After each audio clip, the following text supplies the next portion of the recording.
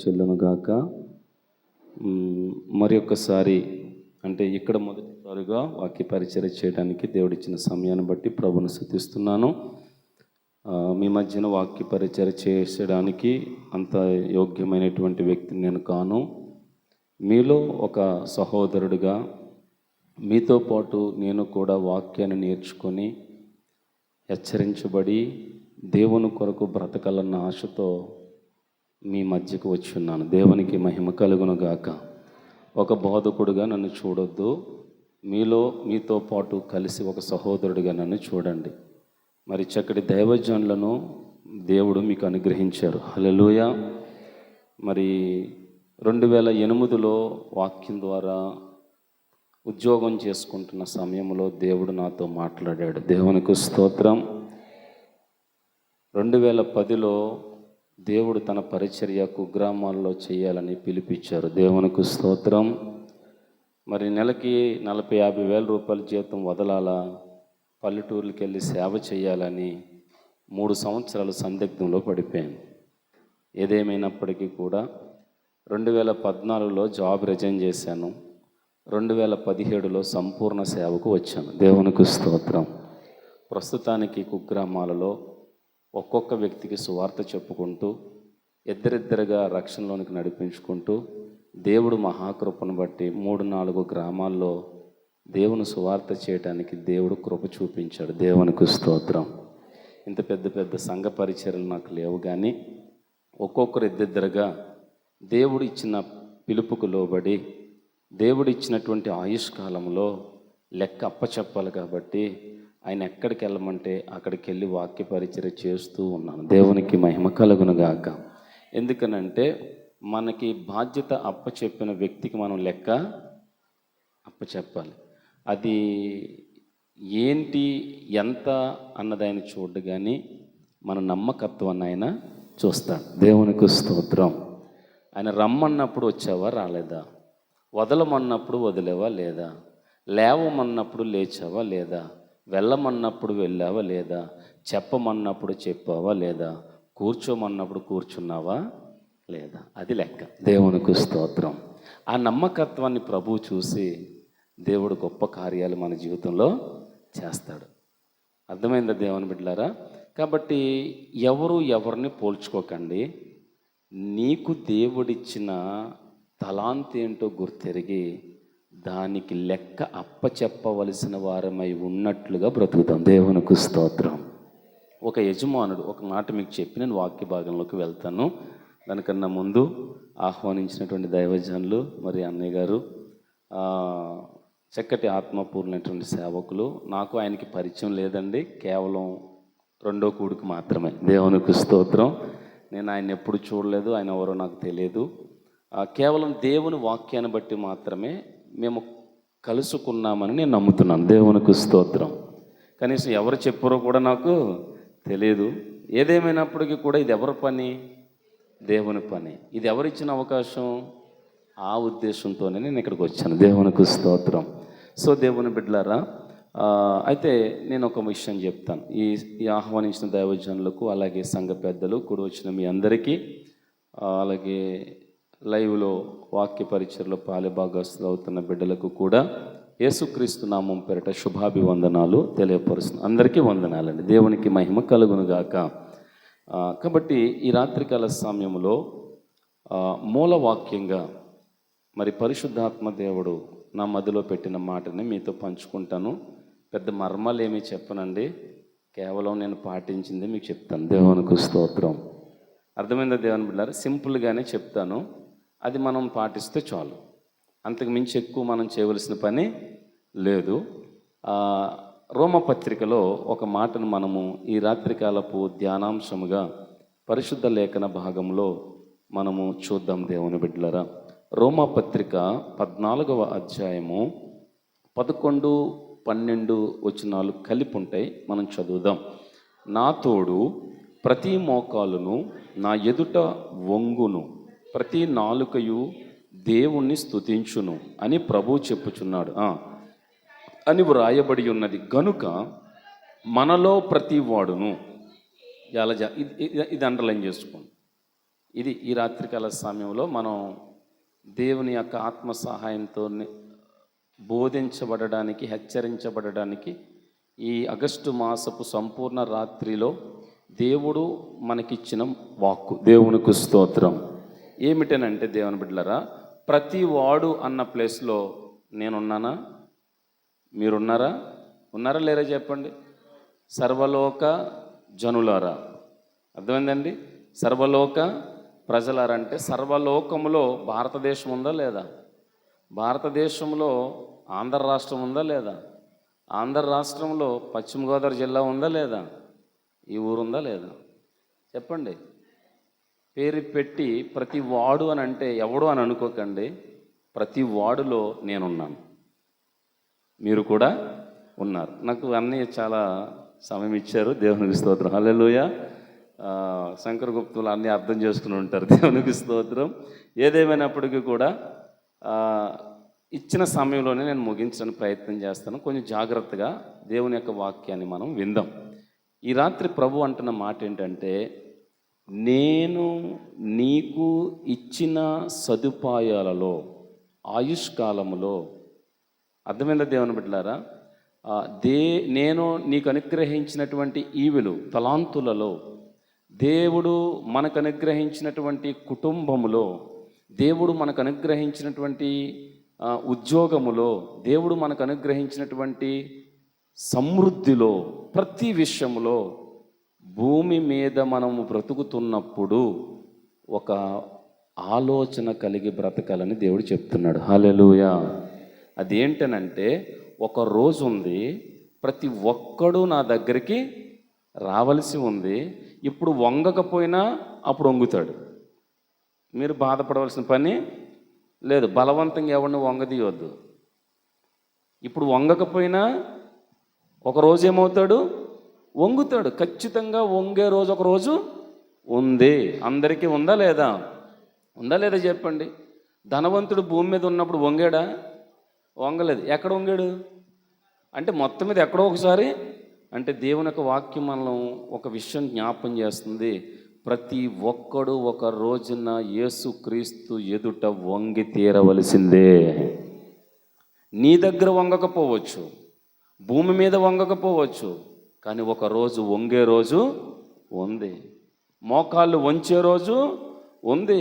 రొమ్ము కొట్టుకునే రోజు ఉంది. లెక్క అప్పచెప్పే రోజు కూడా ఉంది.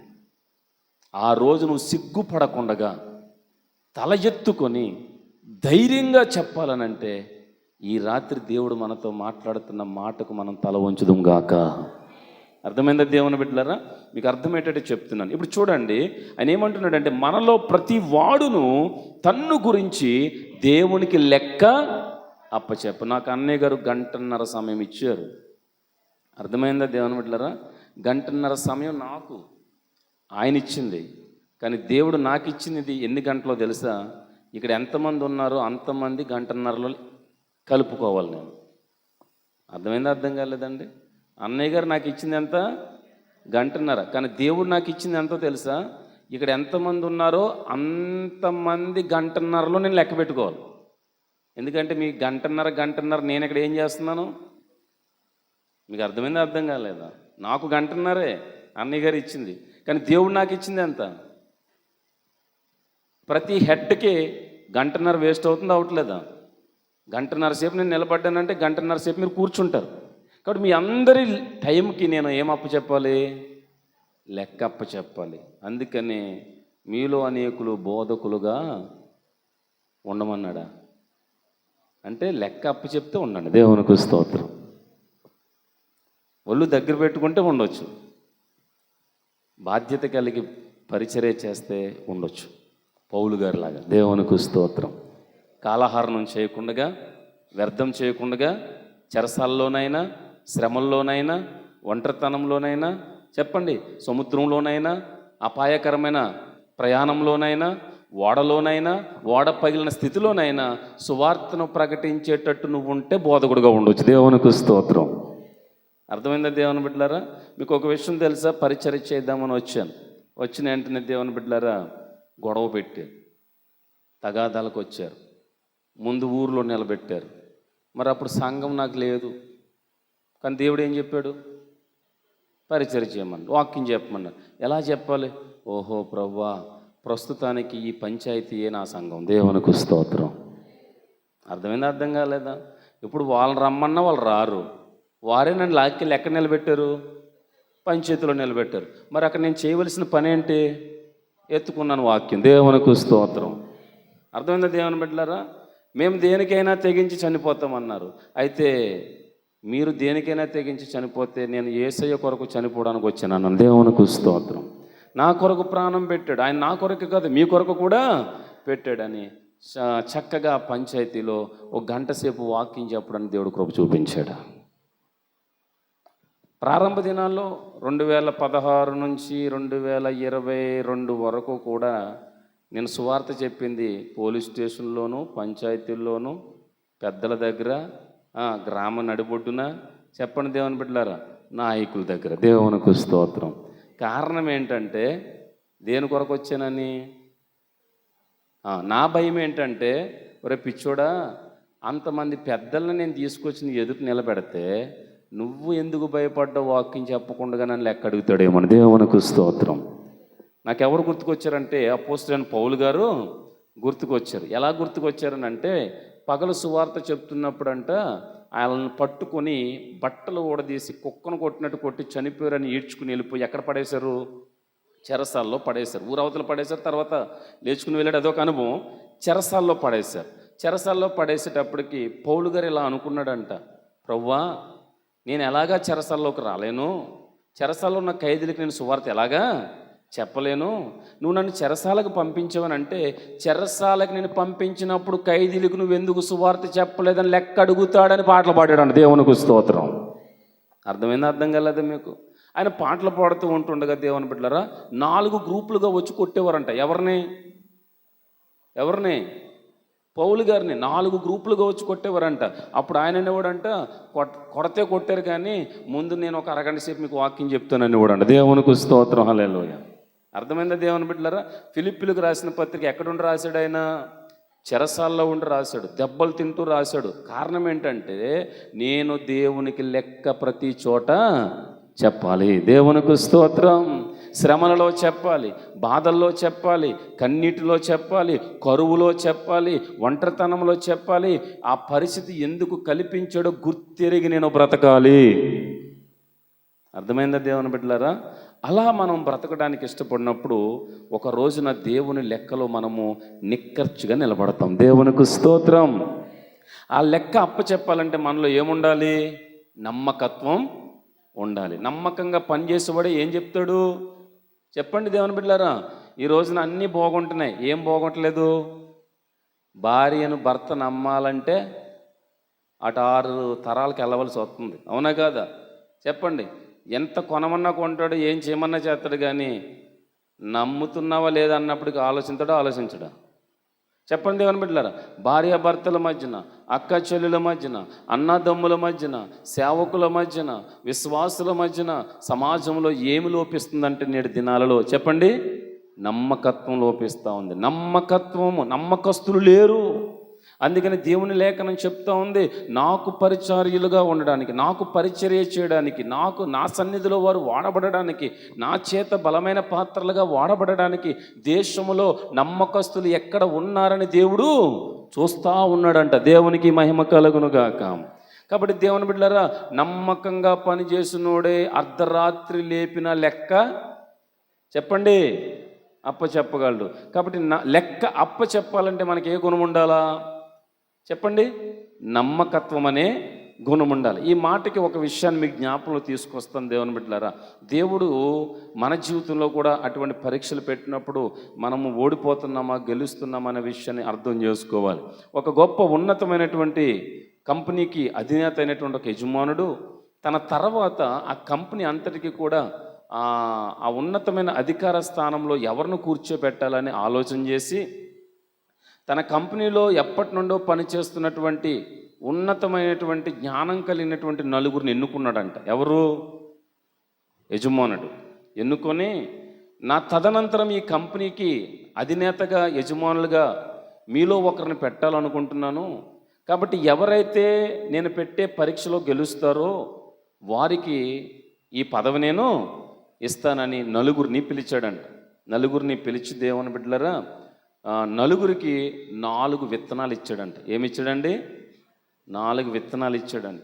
4 విత్తనాలు ఇచ్చి మీరు వెళ్ళి కుండీలో వేసి దాన్ని పెంచి పెద్దగా చేసి ఎవరైతే త్వరగా చెప్పాలా మొక్కని పెంచి అభివృద్ధి చేస్తారో వారికి నేను ఈ కంపెనీని చెప్పాలి అని కొంత టైం ఇచ్చాడండి దేవుని బిడ్డలారా.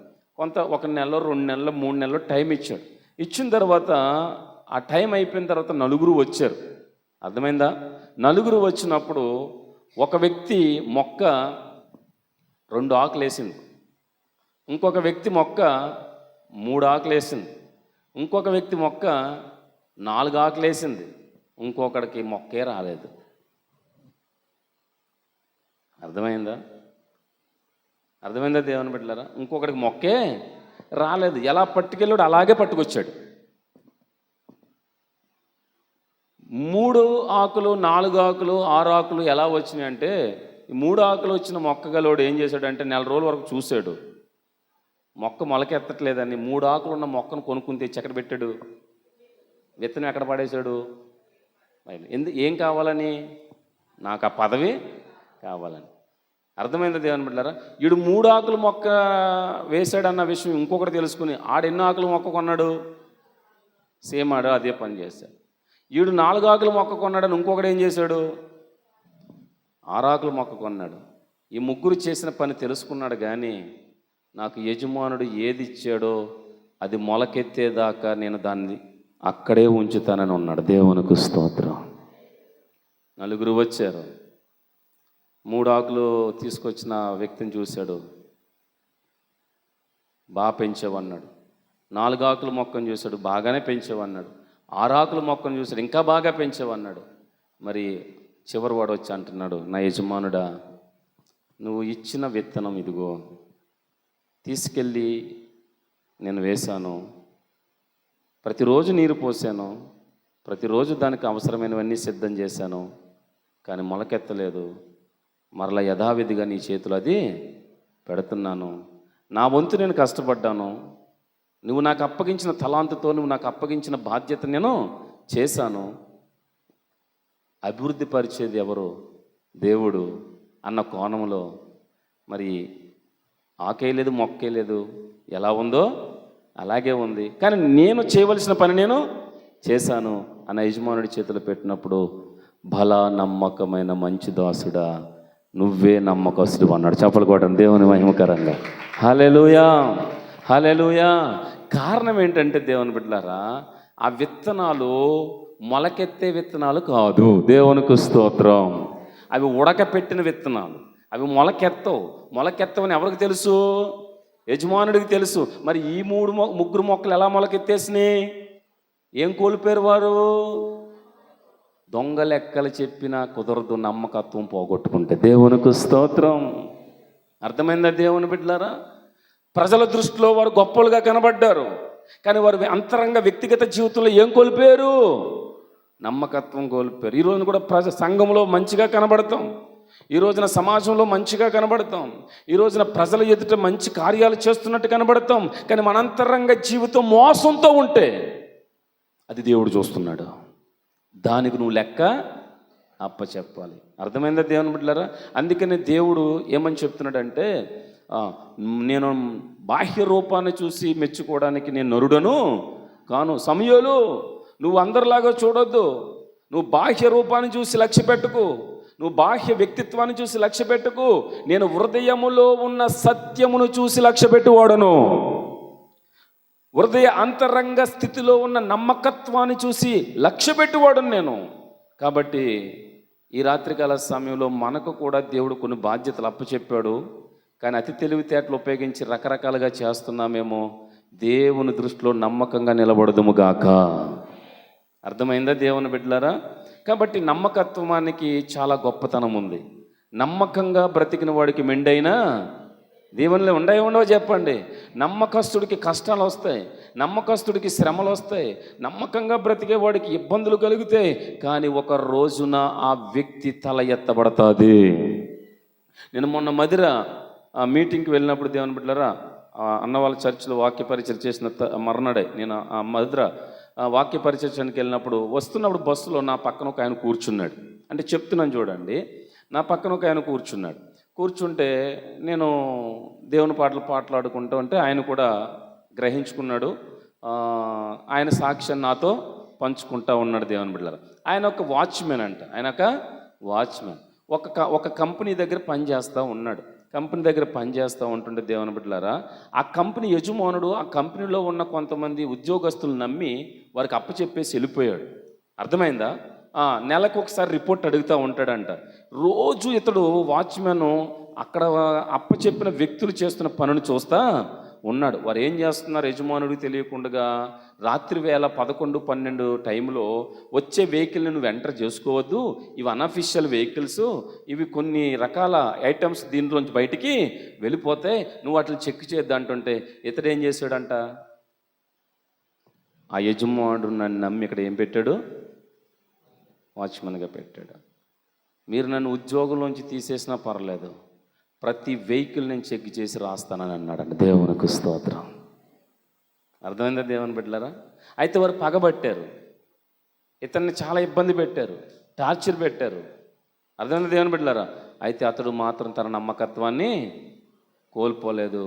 ఒక రోజున వారి టార్చర్ పడలేక, వారి యొక్క పరిస్థితి యజమానుడికి చెప్పుకోలేక, వారు టార్చర్ పెడుతున్నప్పుడు నువ్వు అపనమ్మకంగా లెక్కరాయి అంటున్నప్పుడు ఆ పని చేయలేక ఆయన అన్న మాట ఏంటో తెలుసా, పాస్టర్ గారు నాకు ఆహారం ఉన్నా లేకపోయినా పర్వాలేదు, ఉద్యోగం ఉన్నా లేకపోయినా పర్లేదు, నమ్మకాన్ని పోగొట్టుకోకూడదని ఉద్యోగం మానేసాను అన్నాడు.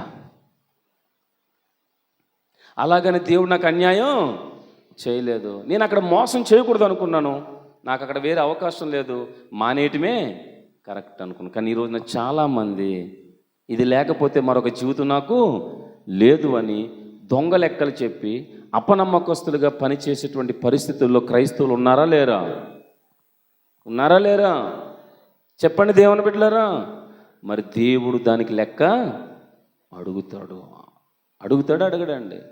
అయితే ఈ రాత్రికాల సమయంలో దేవుడిచ్చిన అవకాశాన్ని వినియోగించుకోకుండా దేవుడే లెక్క అడిగే స్థాయికి మనం తెచ్చుకుంటే ఒక మనిషి పరిస్థితి ఎంత భయంకరంగా ఉంటుందో పరిశుద్ధ లేఖన భాగంలో కొంతమంది జీవితాలను మనం చూద్దాం. దేవునికి మహిమ కలుగునుగాక.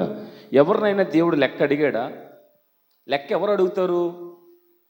ఏమండి దేవుని బిడ్డలారా, లెక్క ఎవరు అడుగుతారు? మా అమ్మగారు 10 రూపాయలు నాకు ఇచ్చారు చిన్నప్పుడు. 2 రూపాయలు మంచి నూనె, 2 రూపాయలు చింతపండు, 2 రూపాయలు కారం తీసుకురా అన్నారు. అర్థమైందా? వెళ్ళాను, ఎంత అయింది? 6 రూపాయలు అయింది. తిరిగి వచ్చిన తర్వాత నన్ను లెక్క ఎవరు అడుగుతారు? పక్కింటి అమ్మ అడుగుతుందా? 10 రూపాయలు ఇచ్చిన అమ్మ అడుగుతుందా? చెప్పండి. ఇప్పుడు నేను 2 రూపాయలు చెప్పి ఎన్ని రూపాయలు లెక్క అప్పచెప్పలేదు? 4 రూపాయలు ఏమైనా అడుగుతుందా అడగదా? ఇప్పుడు కాకపోతే ఆ రోజు అడగకపోయినా మర్నాడైనా ఎవరైతే మనకు ఒక పని అప్పచెప్పారో, ఎవరైతే మనకు కొంత సొమ్ము ఇచ్చారో ఆ సొమ్ముకు లెక్క అడుగుతారా అడగరా? మీరైనా మీ పిల్లలకు 100 రూపాయలు ఇచ్చి మర్చిపోతారా? మర్చిపోరు. ఏం చేసో ఎలా ఖర్చు పెట్టమని ఏదో టైంలో సందర్భంలో జ్ఞాపకం వచ్చినప్పుడు మీరు అడుగుతారా లేదండి? అలాగే దేవుని బిడ్డలారా, దేవుడు కూడా ప్రతి మనిషిని లెక్క అడుగుతాడు. దేవునికి స్తోత్రం. ఏ విధంగా అడుగుతాడనంటే, దేవుని లేఖనంలో దేవుని యొక్క వాక్యం చెబుతున్న సత్యం ఏంటంటే, మనకు జ్ఞానేంద్రియములను కలగజేసిన వాడు ఆయనే. జగత్తు పునాది వేయబడక మునిపే ఎన్నుకున్నవాడు ఆయనే. ఎంతమందిని ఎన్నుకున్న ఆయన లెక్క అడుగుతాడా అడగడా? ఎంతమందిని అయితే సెలెక్ట్ చేసుకున్నాడో, సెలక్షన్లో వచ్చిన వారు ఎక్కడికి వెళ్ళిపోయారని అడుగుతాడా అడగడా? ఎంతమంది కొరకైతే రక్తాన్ని చిందించాడో, ఆ రక్తంలో కడగబడి కొనుక్కున్నాడో, వెల ఇచ్చి ప్రాణమిచ్చి రక్తమిచ్చి జీవితాన్ని ధారబోసి నిన్ను నన్ను కనుక్కున్నప్పుడు కన్న తల్లి కన్న బిడ్డను లెక్క అడుగునట్లుగా రక్తమిచ్చి కొనుక్కున్న దేవుడు నిన్ను నన్ను ఒకరోజు లెక్క అడగబోతున్నాడు. అర్థమైందా దేవుని బిడ్డలారా? నీకు ఇచ్చిన రక్షణను బట్టి, నీకు ఇచ్చిన ఆయుష్కాలను బట్టి, నీకు ఇచ్చిన ఆరోగ్యాన్ని బట్టి, నీకు ఇచ్చిన ఉద్యోగాన్ని బట్టి, నీకు ఇచ్చిన చదువును బట్టి, నీకు ఇచ్చిన ఐశ్వర్యాన్ని బట్టి, నీకు ఇచ్చిన టాలెంట్స్ను బట్టి, నీకు ఇచ్చిన తలాంతులను బట్టి దేవుడు ఒకరోజు లెక్కలోకి తీసుకురాబోతున్నాడు. ఇది గుర్తు పెట్టుకుని మనం ఏం చేయాలి దేవుని బిడ్డలారా? బ్రతకాలి. అలా గుర్తు పెట్టుకోక, జ్ఞాపకం ఉంచుకోక విచ్చలవిడిగా బ్రతికినటువంటి ఒక నలుగురు జీవితాలు మీ ముందుకి తీసుకొస్తాను. వారు ఏమయ్యారో ఈ రాత్రి మనకు ఒక హెచ్చరికగా ఉండును గాక. అర్థమైందా దేవుని బిడ్డలారా? వీరిని ఎవరు అడిగారు? చాలామందికి ఈ రోజున గర్వం. అవునా? నన్ను ఎవడు అడుగుతాడు? అవునా కదా దేవుని బిడ్డలారా? నన్ను ఎవడు అడుగుతాడు? నేను కూడా మా నాన్నగారు సాయంకాలం అడిగితే దొంగ లెక్కలు చెప్పేవాడిని. ఏంట్రా కాలేజీ నుంచి ఈరోజు ఎంత లేట్ వచ్చావంటే ప్రాక్టికల్స్ ఉన్నాయని ఇవ్వండి. నాది బయాలజికల్ గ్రూప్ కాబట్టి ఏమున్నాయని ఇవ్వండి, ప్రాక్టికల్స్ ఉన్నాయని. ఏమి లేదు, ఉదయం 11 గంటల నుంచి సాయంత్రం 7 గంటల వరకు 3 సోల్స్ వచ్చేవాడిని. అర్థమైంది అనిపెట్టారా? మా అమ్మగారి దగ్గర ఏ లెక్క చెప్పేవాడిని? దొంగ లెక్క చెప్పేవాడిని. పాప మా తల్లికి తెలిసేది కాదు, కానీ మా తల్లి చేసిన ప్రార్థన నా హృదయాన్ని పగలగొట్టింది. అర్థమైందా దేవుని బిడ్డలారా? తల్లిని మోసం చేయొచ్చు, తండ్రిని మోసం చేయొచ్చు, అన్నను మోసం చేయొచ్చు, భార్యని మోసం చేయొచ్చు, భర్తను మోసం చేయొచ్చు, కానీ దేవుణ్ణి మోసం చేసేవాడు ప్రపంచంలో ఎవడు లేడు. ఒకవేళ మోసం చేస్తున్నానని నువ్వు బ్రతికి గనక ముందుకు సాగిపోతా ఉంటే నష్టపోతున్నావని దేవుడు చెప్తున్నాడు. అర్థమైందా దేవుని బిడ్డలారా? దేవుడు ఆయన వెక్కిరించబడడు. మోసపోయేది ఎవరు? మనమే దేవుని బిడ్డలారా. అలా మోసపోయిన వ్యక్తి జీవితాలు ఈ రాత్రికాల సమయంలో మనం చూద్దాం. మొట్టమొదటిగా ఆదికాండంలో మనం చూస్తే వారిని అడుగుతున్నాడు దేవుడు. ఏమని అడిగాడంటే దేవుని బిడ్డలారా, నీవు చేసిన పని ఏమిటి? లెక్క కాదా? నువ్వేం చేసావు పని? నీకేం అప్పచెప్పాను? నీకే బాధ్యత ఇచ్చాను? ఆ బాధ్యత నువ్వు నెరవేర్చేవా అని దేవుడు వారిని లెక్కడుగుతున్నట్టుగా అక్కడ కనబడతా ఉంది. ఆదికాండం 3వ అధ్యాయంలో మనం చూస్తే దేవుని బిడ్డలారా, ఆదికాండము 3వ అధ్యాయంలో 9 నుంచి నేను చదువుతా ఉన్నాను. దేవుడైన యెహోవా ఆదామును పిలిచి, నీవెక్కడ ఉన్నావనెను. అందుకతడు, నేను తోటలోని స్వరము వినినప్పుడు దిగంబరినిగా నుంటిని గనుక భయపడి దాగుకొంటినెను. అందుకాయన, నీవు దిగంబరివని నీకు తెలిపిన వాడెవడు? నీవు తినకూడదని నేను నీకు ఆజ్ఞాపించిన వృక్ష ఫలములు తింటివా? లెక్క కాదా? నేను తినకూడదన్నది నువ్వు తింటివా? అర్థమైందా? ఇంకొకటి ఏమన్నాడు తెలుసు? అక్కడ 12వ వచనంలో చూస్తే ఆయన ఏమంటున్నాడంటే దేవుని బిడ్డలారా, అందుకు ఆదాము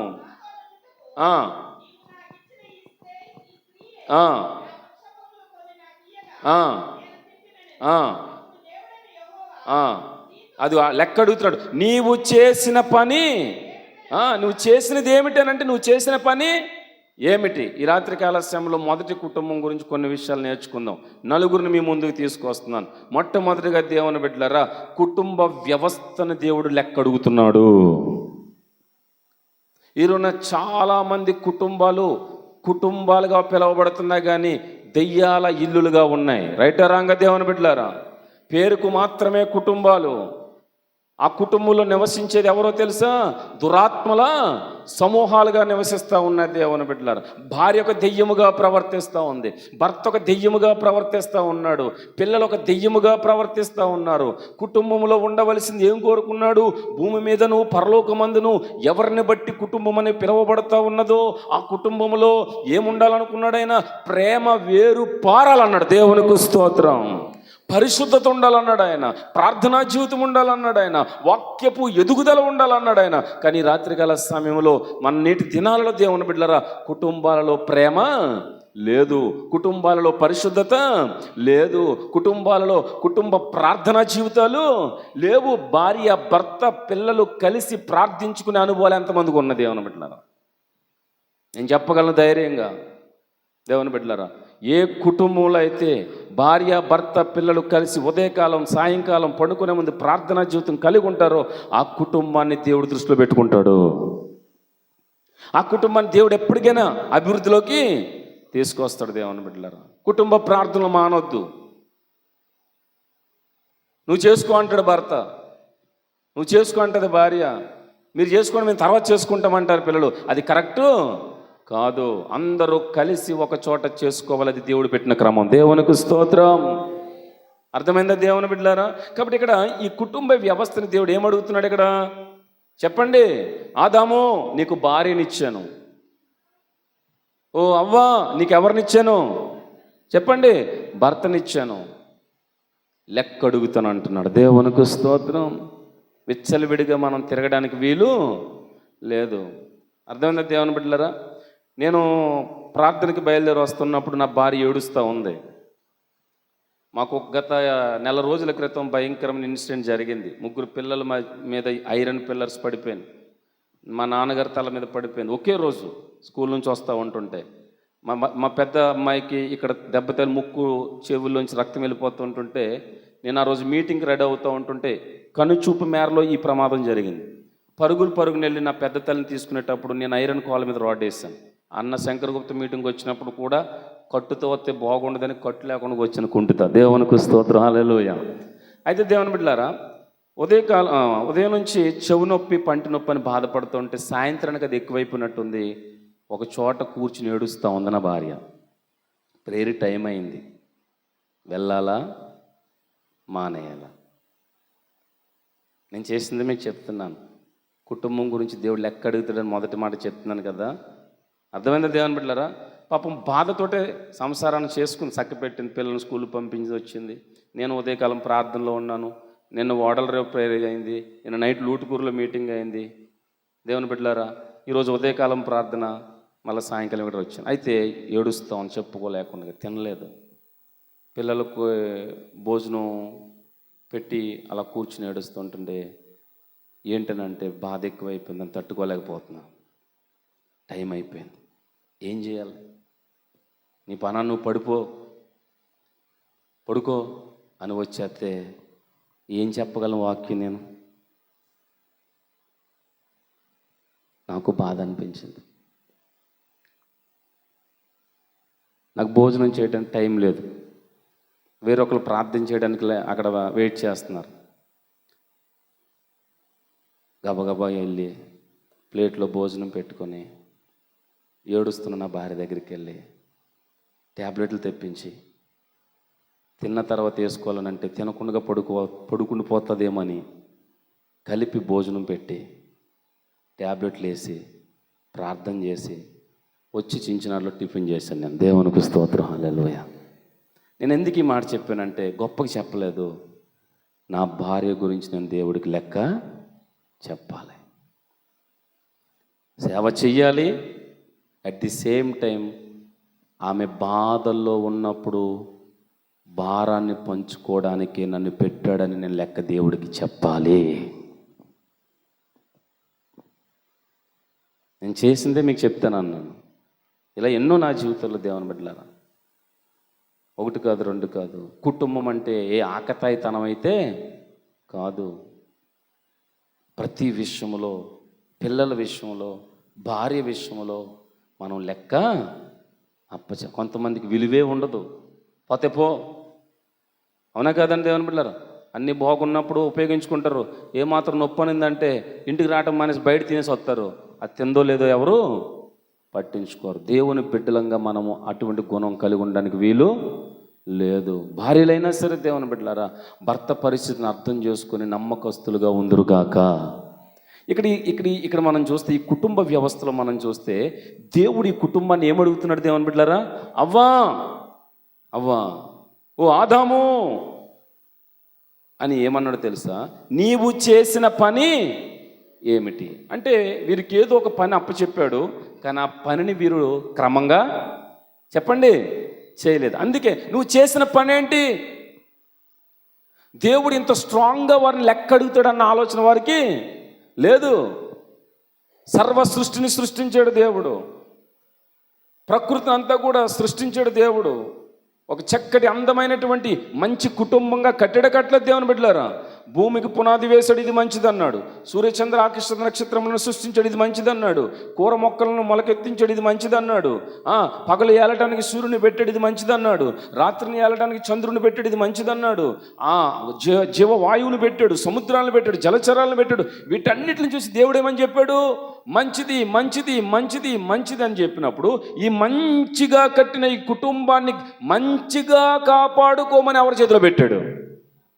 చెప్పండి దేవుని బిడ్డలారా. ఆదాము అవ చేతిలో పెట్టాడు. జాగ్రత్త, అది వారు గ్రహించుకోలేకపోయారు. ఏదైతే మంచిది మంచిదని దేవుడు చెప్పాడో సర్వము కూడా మరి దేవుడు సృష్టించినటువంటి ఆ మంచి కుటుంబ వ్యవస్థను మీరు భద్రంగా కాపాడుకోండి.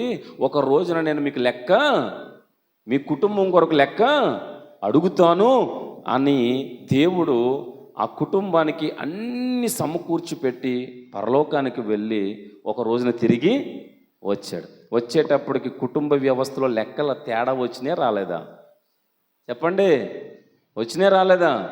జాగ్రత్త, నీ భర్తకు నువ్వు దొంగ లెక్కలు చెప్పొచ్చు, కానీ దేవుడి దగ్గర నీ భక్తి తేలిపోతుంది.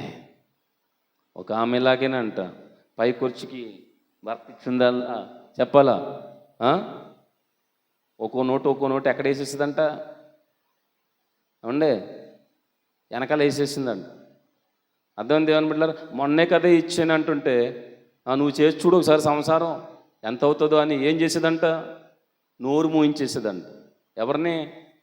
భర్త. ఒక్కోసారి భర్త ప్యాంట్ తగిలించుకుంటే పరసలో కొన్ని నోట్లు ఏమైపోయాయి చెప్పండి?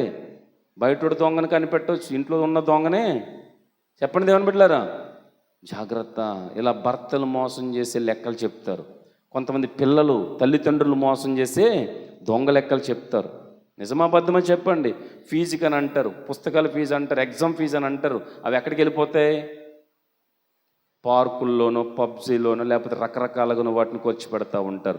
పాపం తల్లిదండ్రులకు తెలియదు, అంత అవుతుందేమో అని అనుకుని ఇస్తారు. నేను కూడా పని చేస్తాను కాబట్టి చెప్తున్నాను. దేవునికి స్తోత్రం. చెప్పనా? మా అమ్మమ్మ గారికి పెద్ద కిరాణా కొట్టు ఉండేది ఊర్లో ఒకటే. సంక్రాంతి పండగకి మామూలు సీజన్ కాదు, లైన్ కట్టేవారు ఆ షాప్ దగ్గర. ఆ టైంలో నేను 5వ తరగతో 6వ తరగతో మొత్తం మీద ఆ బిజీలో మనవడా కొంచెం హెల్ప్ చేయడానికి ఉండరా అంటుంటే దొరికిందే సొందు. ఎక్కడుండేవాని? గల్లాపెట్టి దగ్గర ఉండేవాడిని. దేవునికి స్తోత్రం. లేదు, ఎక్కడుండేవని చెప్పాలి దేవుని బిడ్డలారా. వాళ్ళ పొట్లాలు కట్టడానికి టైం సరిపోయేది కాదు. ఇంకా డబ్బులు తీసుకున్న దగ్గర ఎక్కడ ఎవరిని పెట్టారు చెప్పండి? పెడితే కాగితాలన్నీ గల్లాపెట్టలు వేసుకొని పప్పు అంతా ఎక్కడ వేసుకునేవాడిని? పప్పు అంటే తెలుసు మీకు? చిల్లరే, ఆ పదాలు వేరు, ఇప్పుడు వీళ్ళకి తెలియదు. పప్పులన్నీ ఎక్కడ వేసుకునేవాడిని? ఆ 2 రూపాయల బిళ్ళలు, 10 రూపాయల బిళ్ళలు, రూపాయి బిళ్ళలు, ఇంత పోగు అయిపోయేది అన్నమాట. అర్థమైందా? పక్కనే తీర్థం ఉండమ్మమ్మ ఇప్పుడు వచ్చేతను వెళ్ళిపోయి జేబు ఫుల్ అయిపోయినప్పుడల్లా ఎక్కడికి వెళ్ళిపోయేవాడిని? తీర్థంలోకి వెళ్ళిపోయి నాకు నచ్చినవి కొనేసుకుని నాకు నచ్చినవి కొని తినేసి మరలా ఎక్కడికి వచ్చేసేవాడిని? యథార్థంగా చెప్తున్నాను దేవుని బిడ్డలారా, ఇలా చేశాను. 5వ తరగతి 6వ తరగతిలో చేసిన పనులు, అమ్మమ్మ దగ్గర తాతయ్య దగ్గర వేసిన వేసాలి. నాకు ఇప్పటికీ డౌటు, మా అమ్మమ్మకి మా తాతయ్యకి నా జేబులో చిల్లరలు వేసుకుంటున్నానన్న విషయం తెలుసా తెలీదా? చెప్పండి. వాళ్ళకి తెలుసో తెలీదో నాకు తెలియదు, కానీ 2008వ సంవత్సరంలో మాత్రం దేవుడికి తెలుసని నేను అర్థం చేసుకున్నాను. దేవునికి స్తోత్రం. వాక్యం నాకు తగిలినప్పుడు ఆ రాత్రి ప్రార్థన చేసుకుంటుంటే నా కళ్ళ ముందు చిల్లర డబ్బా చూపించాడు దేవుడు. నేను ఎంతైతే నా జేబులో వేసుకున్నానో ఆ చిల్లరంతా చూపించినాడు దేవుడు. అర్థమైందా? అర్థం కాలేదా? ఏం చేయాలి ఇప్పుడు? ఏం చేయాలి ఇప్పుడు? నా అదృష్టం బాగుంది, మా తాత చనిపోయాడు కానీ మా అమ్మమ్మ బతుకుంది కాబట్టి హైదరాబాదులో పోగేసి ఇంత పెద్ద సంచి, చిల్లర సంచి హైదరాబాద్ నుంచి ఊరు పట్టుకొచ్చి మా అమ్మమ్మ చేతిలో పెట్టాను. చప్పలు కొట్టను దేవుని మహిమకరంగా. ఏంట్రా మానవుడా ఇంత పెద్ద చిల్లర సంచి పట్టుకొచ్చావు అంటుంటే, కాగితాలు తర్వాత ఎత్తాలే కానీ ముందు చిల్లర సంగతి తేల్చేసుకుందాం అన్నాను. ఏంటని అంటుంటే అప్పుడు చెప్పాను మా అమ్మమ్మతోటి, అమ్మమ్మ ఇదిగో నువ్వు నన్ను నమ్మి గల్లాపెట్టి దగ్గర పెట్టావు, అయితే నేను దొంగతనాలు చేశాను. చిల్లరే కదా, 10 రూపాయలే కదా, 2 రూపాయలే కదా అని నేను జేబులో వేసుకుని తీర్థంలోకి వెళ్ళి ఖర్చు పెట్టుకుంటా ఉన్నాను. అయితే ఎప్పుడైతే యేసు ప్రభుల వారు నేను అంగీకరించానో ఆ చిల్లర లెక్క ఏంటని అడిగాడు ఆయన. దేవునికి స్తోత్రం. ఆ చిల్లర లెక్క ఏంటని అడిగాడు ఆయన. అర్థమైందా దేవుని బిడ్డలారా? నేను 5వ తరగతిలో రేనాల్డ్స్ పెన్స్ అని ఉండేవి. అర్థమైందండి? ఇప్పుడు వస్తున్నారా తెలియదు కానీ బ్లూ కలర్ క్యాప్ ఉండేది, వైట్ కలరు పెన్ ఉండేది. అది చాలా ఫేమస్. మా మా యొక్క స్కూల్లో ఒకడు కొనుక్కున్నాడు. అది దాని మీద పడింది కొన్ను. ఎవరు కొన్ను? ఆ కొన్ను. కొనుక్కునే స్టేజ్ అయితే నాకు లేదు. నాకు లేదు. ఆడుకు కూడా ఏమి ఉండకూడదు, ఆ పెన్ను ఉండకూడదు. అడిగితే ఎత్తాడా ఎవడు? ఇంటర్వెల్ టైంలో బెల్ల కొట్టినాడు. ఆడు బయటికి పోతే ఆడి బ్యాగ్లో ఉన్న పెన్ నేను తీసేసిపోయి రాయగలుగుతున్నానా? రాసానంటే మా క్లాస్లో ఆడికి ఒక్కడే కొంది ఆ పెన్ను. నేను రాస్తున్నానంటే అందరూ ఈ పెన్ను ఎక్కడదని అడిగిరా. కాబట్టి రాసుకునే యోగము లేదు. చెప్పాలా? కొంతమంది దొంగతనాలు అలాగుంటాయి. ఇంట్లో పెట్టేస్తారు కొబ్బరికాయలు అమ్ముదామంటే నీకు సెట్టే లేదు కదమ్మ, ఇంతకాయ ఎక్కడ అమ్ముతున్నావా అంటారేమో అని చెప్పాలి. అర్ధరాత్రులు అమ్మే వాళ్ళు కూడా ఉన్నారు లేరు చెప్పాలి. అమ్మ నీకు సెట్టే లేదు కదా, ఇంటి నిండా కొబ్బరికాయ సంచులు కనబడుతున్నాయి ఏంటనంటే అది అలా వచ్చి పడిపోతాయి అంటారు. అర్థమైందా దేవుని బిడ్డలారా? అప్పుడు ఏం చేయాలి? రాసుకునే యోగం లేక, బయటికి తీసుకొచ్చి ఇది నా పెన్రా అనే ధైర్యంగా చెప్పలేక, కక్కలేక మా ఇంటి వెనకాల ఉన్న నూతులు పడేశాను. అటువంటి దొంగ నేను. దేవుని దగ్గరకు వస్తే అన్ని ఆటలు సరిపోతాయి. అవునా కదండి? లేకపోతే ఎవరికి ఏమీ కనబడదు. అందగాడు సూర్యుడు అందరూ అంటాం. అవునా కదండి? కాబట్టి ఇక్కడ మనం చూస్తే దేవుడు అది చూపించున్నాడు. దేవునికి స్తోత్రం. దీనికి లెక్క ఏంటని అడిగాడు. ఇలా ఒకటి కాదండి, సింపుల్గా చెప్పాను మీకు. ఏవైతే చూపించుకుంటూ వచ్చాడో సాధ్యమైనంత మట్టికి ఒప్పుకున్నాను. వ్యక్తుల దగ్గరికి వెళ్ళి సాధ్యం కానివి నా యేసయ్య దగ్గర ఏడ్చిన దేవునికి స్తోత్రం. అర్థమైందా దేవుని బిడ్డలారా? నా యేసయ్య దగ్గర ఏడ్చాను. అయ్యా ఇది కరెక్టు కాదు, ఒకప్పుడు నాకు అది తెలీదు. నా తల్లిని మోసం చేశాను. నా తల్లి దగ్గర ఎన్నోసార్లు ఒప్పుకున్నాను, ఏడ్చాను. అమ్మ నిన్ను మోసం చేశాను, నాన్న నేను మోసం చేశాను, నా తమ్ముడిని నా చెల్లిని కొట్టాను, నేను ఒకప్పుడు మూర్ఖుడిగా ప్రవర్తించాను, యేసయ్య తప్పని చెప్పాడు, నన్ను క్షమించరా. దేవునికి స్తోత్రం. నన్ను క్షమించరా, నన్ను క్షమించరా. ఎరగక చేశాను, ఎరగక బ్రతికాను. కుటుంబంలో లెక్క చెప్పాలి అన్న తమ్ముడు చెల్లి తండ్రి తల్లి, దేవునికి స్తోత్రం. బండగా కఠిన హృదయాలుగా బ్రతకడానికి వీలు లేదు. ఇది తప్పు అని దేవుడు నీతో గద్దిస్తున్నప్పుడు, ఇది తప్పు అని దేవుడు నీతో మాట్లాడుతున్నప్పుడు నీ చెల్లి దగ్గరికైనా వెళ్ళి క్షమాపణ అడుగు. ఒకవేళ అడగలేదా కఠిన పరుచుకుంటావా? ఎండకి ఎండుతావు, వానకు తడుస్తావు. 25 సంవత్సరాలు 27 సంవత్సరాలు కష్టపడ్డాడు, ఫలితం లేదు. కారణం ఏంటంటే నేను మోసగాడినని ఒప్పుకోవడానికి ఇష్టపడక కప్పుకొని బతికడి యాకోబు. రైటా రాంగా చెప్పండి? డబ్బా సంపాదించాడు, పెళ్ళ ఇద్దరం చేసుకున్నాడు, ఆస్తిపాస్తులా డబల్ అయినాయి, ఐశ్వర్యమా అంతస్తు పెరిగింది, కానీ హృదయములో మాత్రం ఏమి లేదు. కప్పుకొని బండగా మారిన జీవితాలు ఎన్ని సంవత్సరాలకైనా వారికి నెమ్మది ఉండదు. కుటుంబం బాగుండాలంటే, కుటుంబంలో నెమ్మది ఉండాలంటే, కుటుంబంలో సమాధానం ఉండాలంటే నీ లెక్క కరెక్ట్గా ఉండునుగాక. మీకు ఇంకోటి చెప్పనా?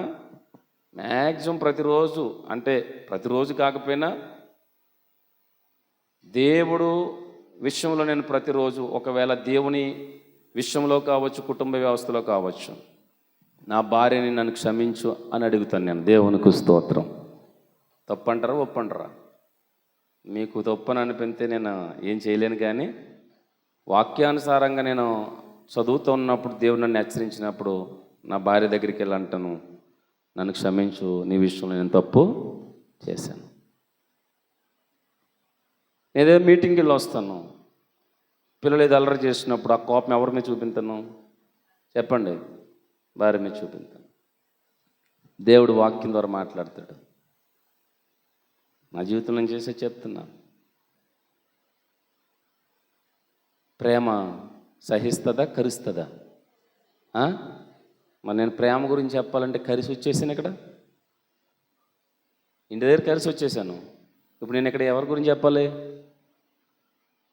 ప్రేమ గురించి చెప్పాలనుకో, మీకు బాగుంటుంది నా మాట, కానీ నా హృదయానికి దేవుడు లెక్క అడుగుతాడు. దేవునికి స్తోత్రం. మీకు అర్థమైందా దేవుని బిడ్డలారా? కాబట్టి మనము ఏ విషయంలోనైనా సరే మన హృదయము మన మీద దోషారోపణ చేస్తుంటే అది తప్పు అని మనకు అర్థమైనప్పుడు క్షమాపణ అడగటములో తప్పు లేదు. దేవునికి స్తోత్రం. ఒప్పుకోవడంలో తప్పు లేదు. మొట్టమొదటి ఆదాము కుటుంబము చేసిన తప్పు ఏంటంటే ఒప్పుకోవట్లేదు. ఏం చేయట్లేదండి చెప్పండి? ఒప్పుకోవట్లేదు. లెక్కలో తేడా వచ్చింది. ఎక్కడ తేడా వచ్చిందో తెలుసు వాళ్ళకి, ఎక్కడ తప్పిపోయారో తెలుసు వాళ్ళకి, ఏది చూడకూడదని చూసారో తెలుసు వాళ్ళకి, ఏమి తినకూడదని తిన్నారో తెలుసు వాళ్ళకి, ఎక్కడికి వెళ్ళకూడదో అక్కడికి వెళ్ళారు వారు. కానీ దేవుడు అడుగుతున్నప్పుడు వారు ఏమవట్లేదు, ఒప్పుకోవట్లేదు. మీకు అర్థమైందా అర్థం కాలేదా? పాస్టర్ గారు అడిగినప్పుడు ఒప్పుకోవట్లేదు. దేవుని వాక్యం హెచ్చరిస్తున్నప్పుడు నేను చేశాను అని ఒప్పుకోవట్లేదు ఆ కుటుంబం. మొట్టమొదటిగా చెప్తున్నాను, కుటుంబ వ్యవస్థలో ఒప్పుకోకుండా ఉన్న ఏ వ్యక్తి కుటుంబంలో ఉన్నా ఒక రోజు నా కుటుంబం ముక్కలవుతుంది. రైటా రాంగా చెప్పండి దేవుని బిడ్డలారా? ఒప్పుకోవడానికి ఇష్టపడకుండా కప్పుకొని, దేవుని బిడ్డలారా, నాది కాదు అనేటువంటి వ్యక్తిత్వం ఉన్న ఏ కుటుంబమైనా దేవుని దృష్టిలో విరోధిగా మారిపోతుంది. దేవుని యొక్క శాపం ఆ కుటుంబం మీదకి వస్తుంది. దేవునితో ఉన్న సహవాసం ఏమైపోతుంది, తెగిపోతుంది. దేవుడు వారితో నడవలేడు, దేవుడు వారితో కలిసి ఉండలేడు, దేవుడు ప్రణాళిక ఏంటో వారికి చెప్పడానికి ఇష్టపడలేడు. కారణం ఏంటంటే వారు ఏమవట్లేదు, లెక్క తప్పినా కానీ ఏమవట్లేదు, ఒప్పుకోవట్లేదు. 6-1 అంటున్నారు అంతే. అర్థమైందా దేవుని బిడ్డలారా? ఒప్పుకోవట్లేదు. మొట్టమొదటి కుటుంబ వ్యవస్థలో దేవుడు లెక్క అడిగినప్పుడు వారు చేసిన పనిని ఏం చేయలేదు. వాళ్ళు చెప్పండి, ఒప్పుకున్నారా? ఒప్పుకుంటే ఏమందుడు చెప్పండి? ఒప్పుకుంటే ఏమందుడు ఆదాము చెప్పండి? ఒప్పుకుంటే ఆదాము నోట్లోంచి వచ్చే ఆన్సర్ ఎలా ఉంటుందండి? తిన్నాడా తినలేదా? తిన్నావాడు ఎవడెత్తే ఏంటంటే తినకూడదని ముందు చెప్పాడు చెప్పలేదా? కాబట్టి అది ఇచ్చింది ఈడిచ్చింది అని చెప్పే కన్నా, అయ్యా నువ్వు తినొద్దన్నది నేను తిన్నాను అంటే ఒప్పుకున్నట్టు. దేవునికి స్తోత్రం. చాలామంది డైరెక్ట్గా ఓపెన్ అవరు. బ్రదరు, అమ్మ మీరు మొన్న ఆదివారం రాలేదేంటి, ఆ ఫంక్షన్లో ఎక్కడికి వెళ్ళారనంటే, నేను వెళ్ళానంటే సరిపోద్ది. లేదండి మన సువార్తక్క కూడా వెళ్ళిందండి, అంతకన్నా ముందు మరియమ్మకి వెళ్ళిందండి. 3-4 అక్కడ పేరు చెప్పి అప్పుడు ఇంకా వాళ్ళందరూ వెళ్తున్నారు కాదని నేను కూడా ఆటో ఎక్కి, ఇది ఒప్పుకున్న రకమా? యథార్థంగా ఒప్పుకున్న రకమా? కాదు. 4-3 తగిలించుకుని ఒప్పుకున్న రకం. అది కరెక్ట్ బుద్ధి కాదు. అడిగినప్పుడు ఎస్ తప్పైంది నేను వెళ్ళాను అని అంటే యథార్థంగా చెప్పిన జవాబు అది. దేవునికి స్తోత్రం. అర్థమైందా అర్థం కాలేదు దేవుని బిడ్డలారా? ఈరోజు చాలామంది డొంక తిరుగుడు సమాధానాలు చెప్తారు. అమ్మ పరిచర్య చేస్తానన్నారు కదా రాలేదనంటే చెప్పాలి, వద్దాం అనుకున్నానండి, ఆ బ్రదర్ కూడా రానన్నాడని నేను కూడా చెప్పండి, ఆ సిస్టర్ కూడా రానన్నారని నేను కూడా. చూడు, ఎవరినో ఒకరిని ఏం చేస్తారు వీళ్ళు, కలుపుకొని మాట్లాడుతూ ఉంటారు. ఇది కరెక్ట్ జవాబు కాదు. అదే నీ ఆధ్యాత్మిక జీవితాన్ని పాడు చేస్తుంది. ఆదాము ఎవరిని కలుపుకున్నాడు ఇక్కడ? ఇదిగో దేవుడి మీద ఎత్తున్నాడు నింద. నువ్విచ్చినా అంటున్నాడు. ఎవరి మీద కూడా? చివరికి ఎవరి మీద కంప్లైంట్ ఎత్తున్నావు? ఒక ఆయన అంటున్నాడు, ఏమండి పాపం కొరకు యేసుప్రభుల వారు ప్రాణం పెట్టడం ఎందుకండి, అసలు పాపమే భూమి మీద లేకుండా చేసేది ఏ గొడవ లేదు కదా. ఎవరంట అంటే పాపాన్ని పెట్టింది ఎవరు అంటున్నాడు? ఏమంటే అన్ని చేసినాడు ఆదామవ్వలు ఆ పండు తినకుండా కాపాడలేడా అంటుంటే, అంటే ఎవరికి తిరిగి ప్రశ్న చెప్పండి దేవుని బిడ్డలారా? ఒరే తినొద్దురా అంటే నేను తినకుండా ఉండాలన్నది మర్చిపోయి నేను తినకుండా ఆయనే చేయొచ్చు కదా. ఇప్పుడు కూడా కొంతమంది పిల్లలు ఉంటారు చూడండి, వాళ్ళు కోరుకున్న సిరిగిపోయిన ప్యాంటు కొనకపోతే ఈ మాత్రం ప్యాంటు కొనలేని దానికి కనకొండగా ఉంటే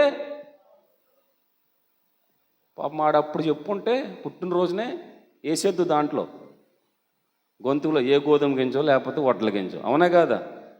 కానీ అప్పుడు మాట అంటాడా? అప్పుడు అండో. ఎప్పుడు అంటాడు?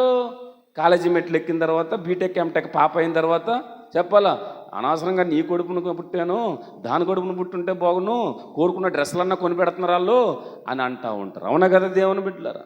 అంటే తిరిగి పెంచి పెద్ద చేసిన తల్లిదండ్రులని ఏం చేస్తున్నారు వీళ్ళు? ఏం చేస్తున్నారు? కనకుండగా ఉంటే చెప్పండి, పెంచకుండగా ఉంటే మరి మహాతల్లి ఈరోజు నీ మాట అంటుందని ఆవిడ తెలుసా? తెలిస్తే ఆ రోజున వేసేద్దును, వేసించినాడు బ్రిడ్జి మీద, అవునా కాదు దేవుని బిడ్డలారు? ఈరోజు ఎంత భయంకరమైన మాటలు తల్లిదండ్రులు అంటున్నారు, ఎంత కఠినమైన మాటలు అంటున్నారు, అవునా కదా? నీ ముఖానికి తల్లివేనా అనే కూతురు ఉన్నారా లేరా? నీ ముఖానికి తండ్రివేనా అనే అన్న కొడుకులు ఉన్నారా లేరా? వారిని ఎలా పెంచింది, వారిని ఎలా చదివించారు, వారి యొక్క జీవిత విధానం ఏంటి, ఈ రోజున పిల్లలకు అర్థము కావట్లేదు. కళ్ళు నెత్తికెక్కి గర్వాంధులుగా దేవుని బిడ్డలారా ఈ లోకములో ఎవరికి ఇవ్వవలసిన గౌరవం వారికి ఇవ్వలేని పరిస్థితిలో ఉన్నారు. దేవునికి స్తోత్రం. కాబట్టి గమనించండి, ప్రతి విషయంలో మనం ఏం చెప్పాలా? లెక్క అప్పచెప్పవలసిన వారముగా ఉండాలి. దేవునికి మహిమ కలుగును గాక. మొదటి కుటుంబంలో దేవుడు అడిగాడు, ఆదాము ఇదిగో నీకు అన్నీ ఇచ్చాను, మీరు కలిసి బ్రతకండి, మీరు కలిసి బ్రతకండి, సహకారిగాను ఉండు. ఏమంటే సహకారిగా ఉండాలంటే సంవత్సరానికి ఒకసారి కలుస్తారా? రోజు కలిసి ఉంటారమ్మా? అమ్మా, సహకారి అనేవారు సంవత్సరానికి ఒకసారి వస్తారా? రోజు పక్కన ఉంటారా? చెప్పండి. మరి ఈయన ఎక్కడో ఉన్నాడు, ఈమె చెప్పండి ఎక్కడో ఉంది. సహకారిగా అప్పచెప్పిన పనిని అవ్వ చేసిందా? చేయలేదు. సాటి అయిన సహకారిగా ఉండమంటే ఈమె ఎక్కడో ఉంది, ఈయన ఎక్కడో ఉన్నాడు. దయచేసి ఒక మాట మీకు చెప్తున్నాను దేవుని బిడ్డలారా, కుటుంబ వ్యవస్థ అనేది గంజి నీళ్ళు తాగి బతికినా కలిసి ఉండమని దేవుడు పెట్టిన నియమం. దేవునికి స్తోత్రం. ఏది ఏమైనా కావచ్చు దేవుని బిడ్డలారా, దుష్టుడు చొరబడకుండా ఉండాలంటే, సాతాను మన కుటుంబాలను చిన్నాభిన్నాలు చేయకుండా ఉండాలనంటే దేవుడు పెట్టిన క్రమం ఏంటో తెలుసా? సహకారిగా నువ్వెప్పుడు నీ భర్తతో ఉందువుగాక. ఏ కారణం చేత కూడా, ఏ ఐశ్వర్యం వైపు, ఏ ధనం వైపు, ఏ స్థితి వైపు నువ్వెప్పుడు కూడా ఎడబాపడానికి వీలు లేదు. అది దేవుని వాక్యం చెప్తున్న క్రమంకి ఏదైనా అనుకోవచ్చు. దేవునికి స్తోత్రం. అదేంటంటే మాకు ఈ పరిస్థితి అండి, ఈ పరిస్థితి అండి, నేను దానికి ఆన్సర్ ఇవ్వలేను. ఎడబాటు వచ్చిందంటే ఖచ్చితంగా దుష్టుడు ప్రలోభాల జీవితంలో చెప్పండి చొరబడతాయి. డౌటే లేదు. కాబట్టి వాటిని జయించాలి అంటే దేవుని మాటకు లోబడుదుముగాక. అయితే ఇక్కడ దేవుడు ఇరువురిని కలిసి ఉండమంటే వారు విడిపోయారు, అవునా కదా దేవుని బిడ్డలారా? మంచి జోలికి వెళ్ళమన్నారు, చెడు జోలికి వెళ్ళొద్దనంటే వీళ్ళు మొట్టమొదటిగా వెళ్ళటం ఎవరి దగ్గరికి వెళ్ళారు చెప్పండి? చెడు జోలికి వెళ్ళారు. చూడొద్దంటే ఏం చేశారు? చూశారు. ముట్టుకొద్దంటే ఏం చేశారు? ముట్టుకున్నారు. తినొద్దంటే ఏం చేశారు? తిన్నారు. అయితే లెక్క అడుగుతాడన్న భయం వీళ్ళకి లేదు. అర్థమైందా దేవుని బిడ్డలారా? ఇప్పుడు దేవుడే లెక్కడితే ఒక కుటుంబాన్ని, ఆ కుటుంబం ఒప్పుకోవలసిన టైంలో ఒప్పుకోకుండా కప్పుకొని తిరిగితే ఏమైందో తెలుసా దేవుని బిడ్డలారా? ఏమీ లేదండి, కుటుంబానికి శాపం బహుమానంగా వచ్చింది. ఇంకంతకు మించి నేను చెప్పలేను. మొదటి వ్యక్తులు పొందుకున్న ఏంటో తెలుసా? లెక్క కరెక్ట్గా లేకపోవడాన్ని బట్టి కుటుంబంలోకి ఏమొచ్చింది? శాపం వచ్చింది. ఒక భర్త పని నిమిత్తమే దూర ప్రాంతం వెళ్ళాడు, భార్యను నమ్మాడు, ఎంతగానో నమ్మాడు. కష్టపడి డబ్బు అంతా భార్యకి పంపిస్తున్నాడు. ఒక 5 సంవత్సరాల పాప ఇంట్లో ఉంది, కూతురు. చిన్న బిడ్డను వదిలి బిడ్డ భవిష్యత్తు కొరకు కష్టపడటానికి వెళ్ళాడు. భర్త పంపించిన డబ్బును లగ్జరీగా ఖర్చు పెట్టడం ప్రారంభించింది ఎవరు? భార్య. రోజు ఒక వ్యక్తి ఇంట్లోకి వస్తున్నాడు, వెళ్ళిపోతా ఉన్నాడు. 5 సంవత్సరాల పాప చూస్తానే ఉంది. చిన్నప్పుడు ఆ పాపకి అదేమీ తెలియలేదు. భర్త అడుగుతున్నాడు, ఎలా ఉంటుంది పాప, నువ్వు ఎలా ఉంటున్నావు? ఫోన్లో ఏం చెప్తుంది? లెక్క తేడా చెప్పండి. పాపను ఒప్పుకుంటుందా? కప్పుకుంటుంది. నేను అదే చెప్తున్నాను. కప్పుకుని చెప్పింది. పాపకి సంవత్సరం పెరిగి 16 సంవత్సరాల ఏట వచ్చింది. ఎవరికి? పాపకి. ఒక రోజున తల్లి గదిలోకి ఒక వ్యక్తి వెళ్ళాడు, కూతురు గదిలోకి మరొక కుర్రోడు వచ్చాడు. తల్లి అడుగుతుంది వచ్చి, ఏంటి వాడెవడు, నువ్వు నాకు చెప్తావా లేదా అని అంటుంటే 5 సంవత్సరాల పాప ఏం అడగాలో తెలియక మౌనంగా ఉన్న ఆ పిల్ల 16 సంవత్సరాలు వచ్చిన తర్వాత శాపముగా మారి ఆడెవడని అడిగింది. లెక్కుందా? చెప్పాలి. లెక్కుందా? వాడెవడో నువ్వు చెప్పలేనప్పుడు వీడెవడో నేను కూడా చెప్పను. అటువంటి పరిస్థితుల్లో తండ్రి వచ్చాడు. జరగకూడని చూడకూడని దృశ్యాలు భార్యలో కూతురులో చూశాడు. ఏం చేయాలో తెలియక ఆత్మహత్య చేసుకున్నాడు. దానికి కారణం తల్లి అని ఆమె చెరసాలకు వెళ్ళింది. ఈమె జీవితం బజారు పాలు అయింది. ఒకసారి ఆలోచన చేస్తే కుటుంబంలో ఏం తెచ్చుకుంది? నేను ఎక్కువ వాక్యం చెప్పట్లేదండి. దయచేసి దురాత్మలకు మన ఇళ్లలో చోటు ఇవ్వడానికి వీలు లేదు. వద్దండి. ఈ దురాభిమానాలు వద్దండి. ఈ ఆలోచన సంబంధాలు వద్దండి. కానీ నేను చెప్తున్నాను, ఎక్కువ శాతం నేటి దినాలలో ఈ భయంకరమైన పాపాలు జరుగుతున్నాయా లేదా? కుటుంబాల్లోకి ఆశీర్వాదము రావలసి ఉండగా ఆశీర్వాదము ప్లేసులో శాపానికి నిలయాలుగా కుటుంబాలు మారుతున్నాయా లేవా? పసిబిడ్డల జీవితాలు పాడవుతున్నాయి, యవనస్తుల జీవితాలు పాడవుతున్నాయి. ఎందుకు అతి చిన్న వయసులో వారు పాడైపోయారనంటే వారు తల్లిదండ్రులు తీసుకున్నా చెప్పండి, వారు ఒప్పుకోలేదు. ఆ రోజున ఆ తల్లి ఒప్పుకోలేదు, ఆ తండ్రి ఒప్పుకోలేదు. చెప్పనా మాట? చెప్పనా వద్దా? చక్కగా దేవుణ్ణి ప్రేమిస్తున్నాడు. అడ్రస్ లేని పరిస్థితుల్లో ఉన్న వ్యక్తిని తీసుకెళ్ళి దేవుడు, గొర్రెలు కాసుకుంటున్న వ్యక్తిని తీసుకెళ్ళి దేవుడు రాజుగా కూర్చోబెట్టాడు. ఇంట్లో విలువ లేనోడు, ఊర్లో విలువ లేనోడు, సమాజంలో విలువ లేనోడు, కానీ దేవుడు ప్రేమించి ఒక స్థాయి అతనికి ఇచ్చాడు. ఇస్తే చక్కటి భార్యనిచ్చాడు. రాజు కూతురునే భార్యగా దేవుడు ఇచ్చాడు. అది సాలదన్నట్టు ఇంకొకరిని ఇచ్చాడు. అయితే అతడు చూపు తన దగ్గర నమ్మకంగా పనిచేస్తున్న పనివాడు భార్య మీద పడింది.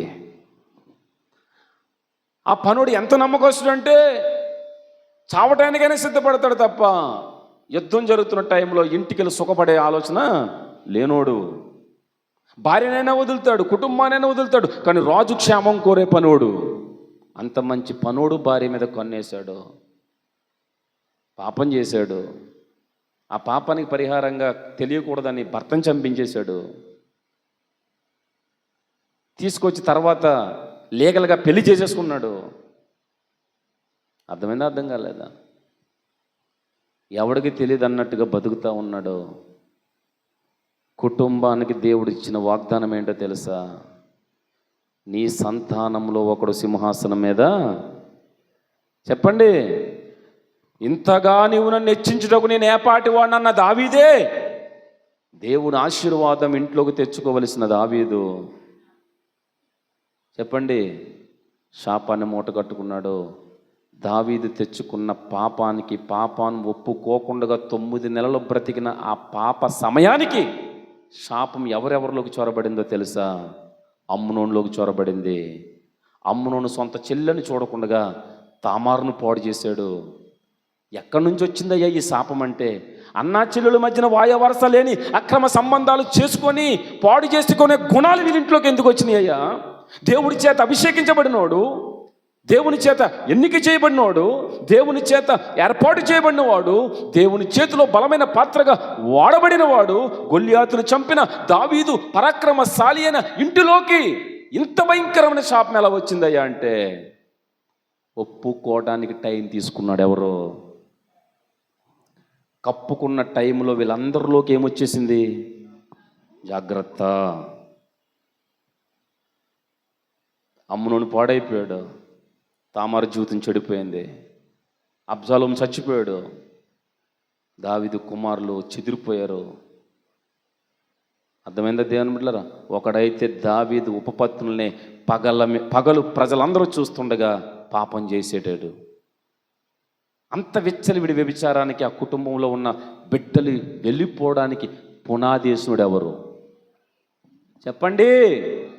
ఇక్కడే ఉన్నారా?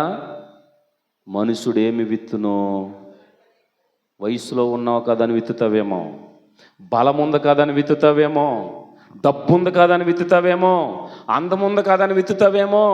నన్ను అడిగితే అడిగేవాడు ఎవడున్నాడరా, ఎవడడిగినా లెక్క ఎలాగైనా చెప్తానని విర్రవీగిన తనంతో విత్తుతున్నావేమో. ఒక రోజు మెడ వంచే రోజు రాబోతుంది. పొరుపు తేలేటట్టుగా ఏడ్చాడు ఎవరు?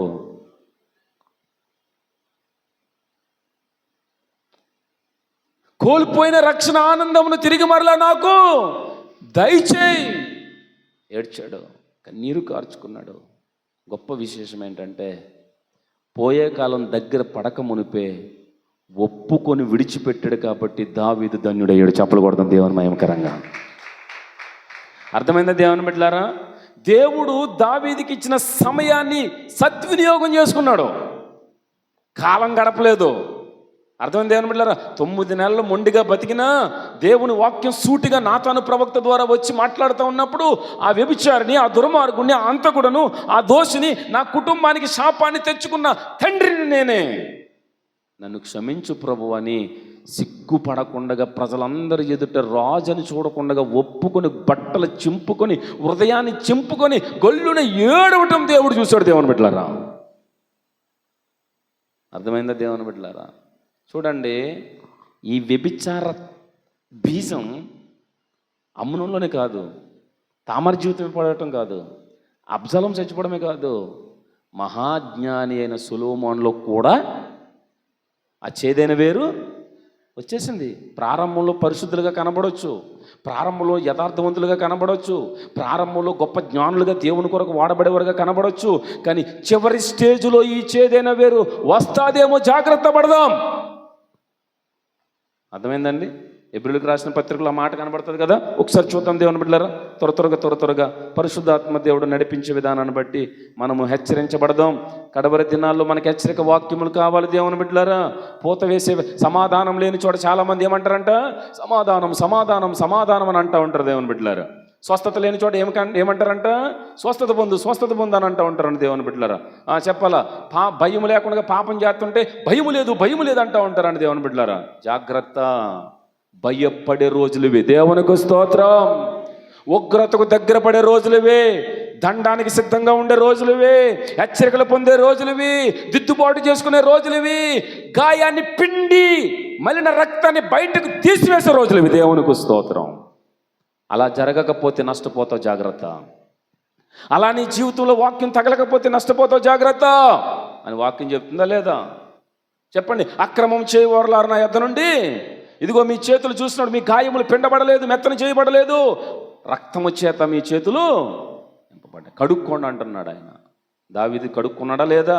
ఈ సోపుతో నన్ను కడుగు అంటున్నాడు దేవుని బిడ్డ. హిమము కంటే తెల్లగా నన్ను కడుగు. చూడండి, ఎబ్రిలకు రాసిన పత్రికలో ఆ మాట మనం చూద్దాం. అమ్మ రిఫరెన్స్ చెప్పండి తల్లి. 12వ అధ్యాయము 14వ వచనంలో చూస్తే, అందరితో సమాధానమును పరిశుద్ధతయు కలిగి ఉండుటకు ప్రయత్నించుడి, పరిశుద్ధత లేకుండా ఎవడును ప్రభును చూడడు, మీలో ఎవడైనను దేవుని కృపను పొందకుండా తప్పిపోనేమో అనియు చేదైన వేరు. చూడండి, చేదైన వేరు కనబడదండి. దోయ్ పువ్వు కనబడుతుంది, పూత కనబడుతుంది, పిండి కనబడుతుంది, కాయ కనబడుతుంది, పండు కనబడుతుంది, కానీ వేరు ఇది కనబడని పాపం. ఇది కనబడని పాపం. ఈరోజు చాలామంది క్రైస్తవ జీవితాలు పాడు చేసి చేదైన వేరే పైకి కనబడదు, పైకి కనబడదు.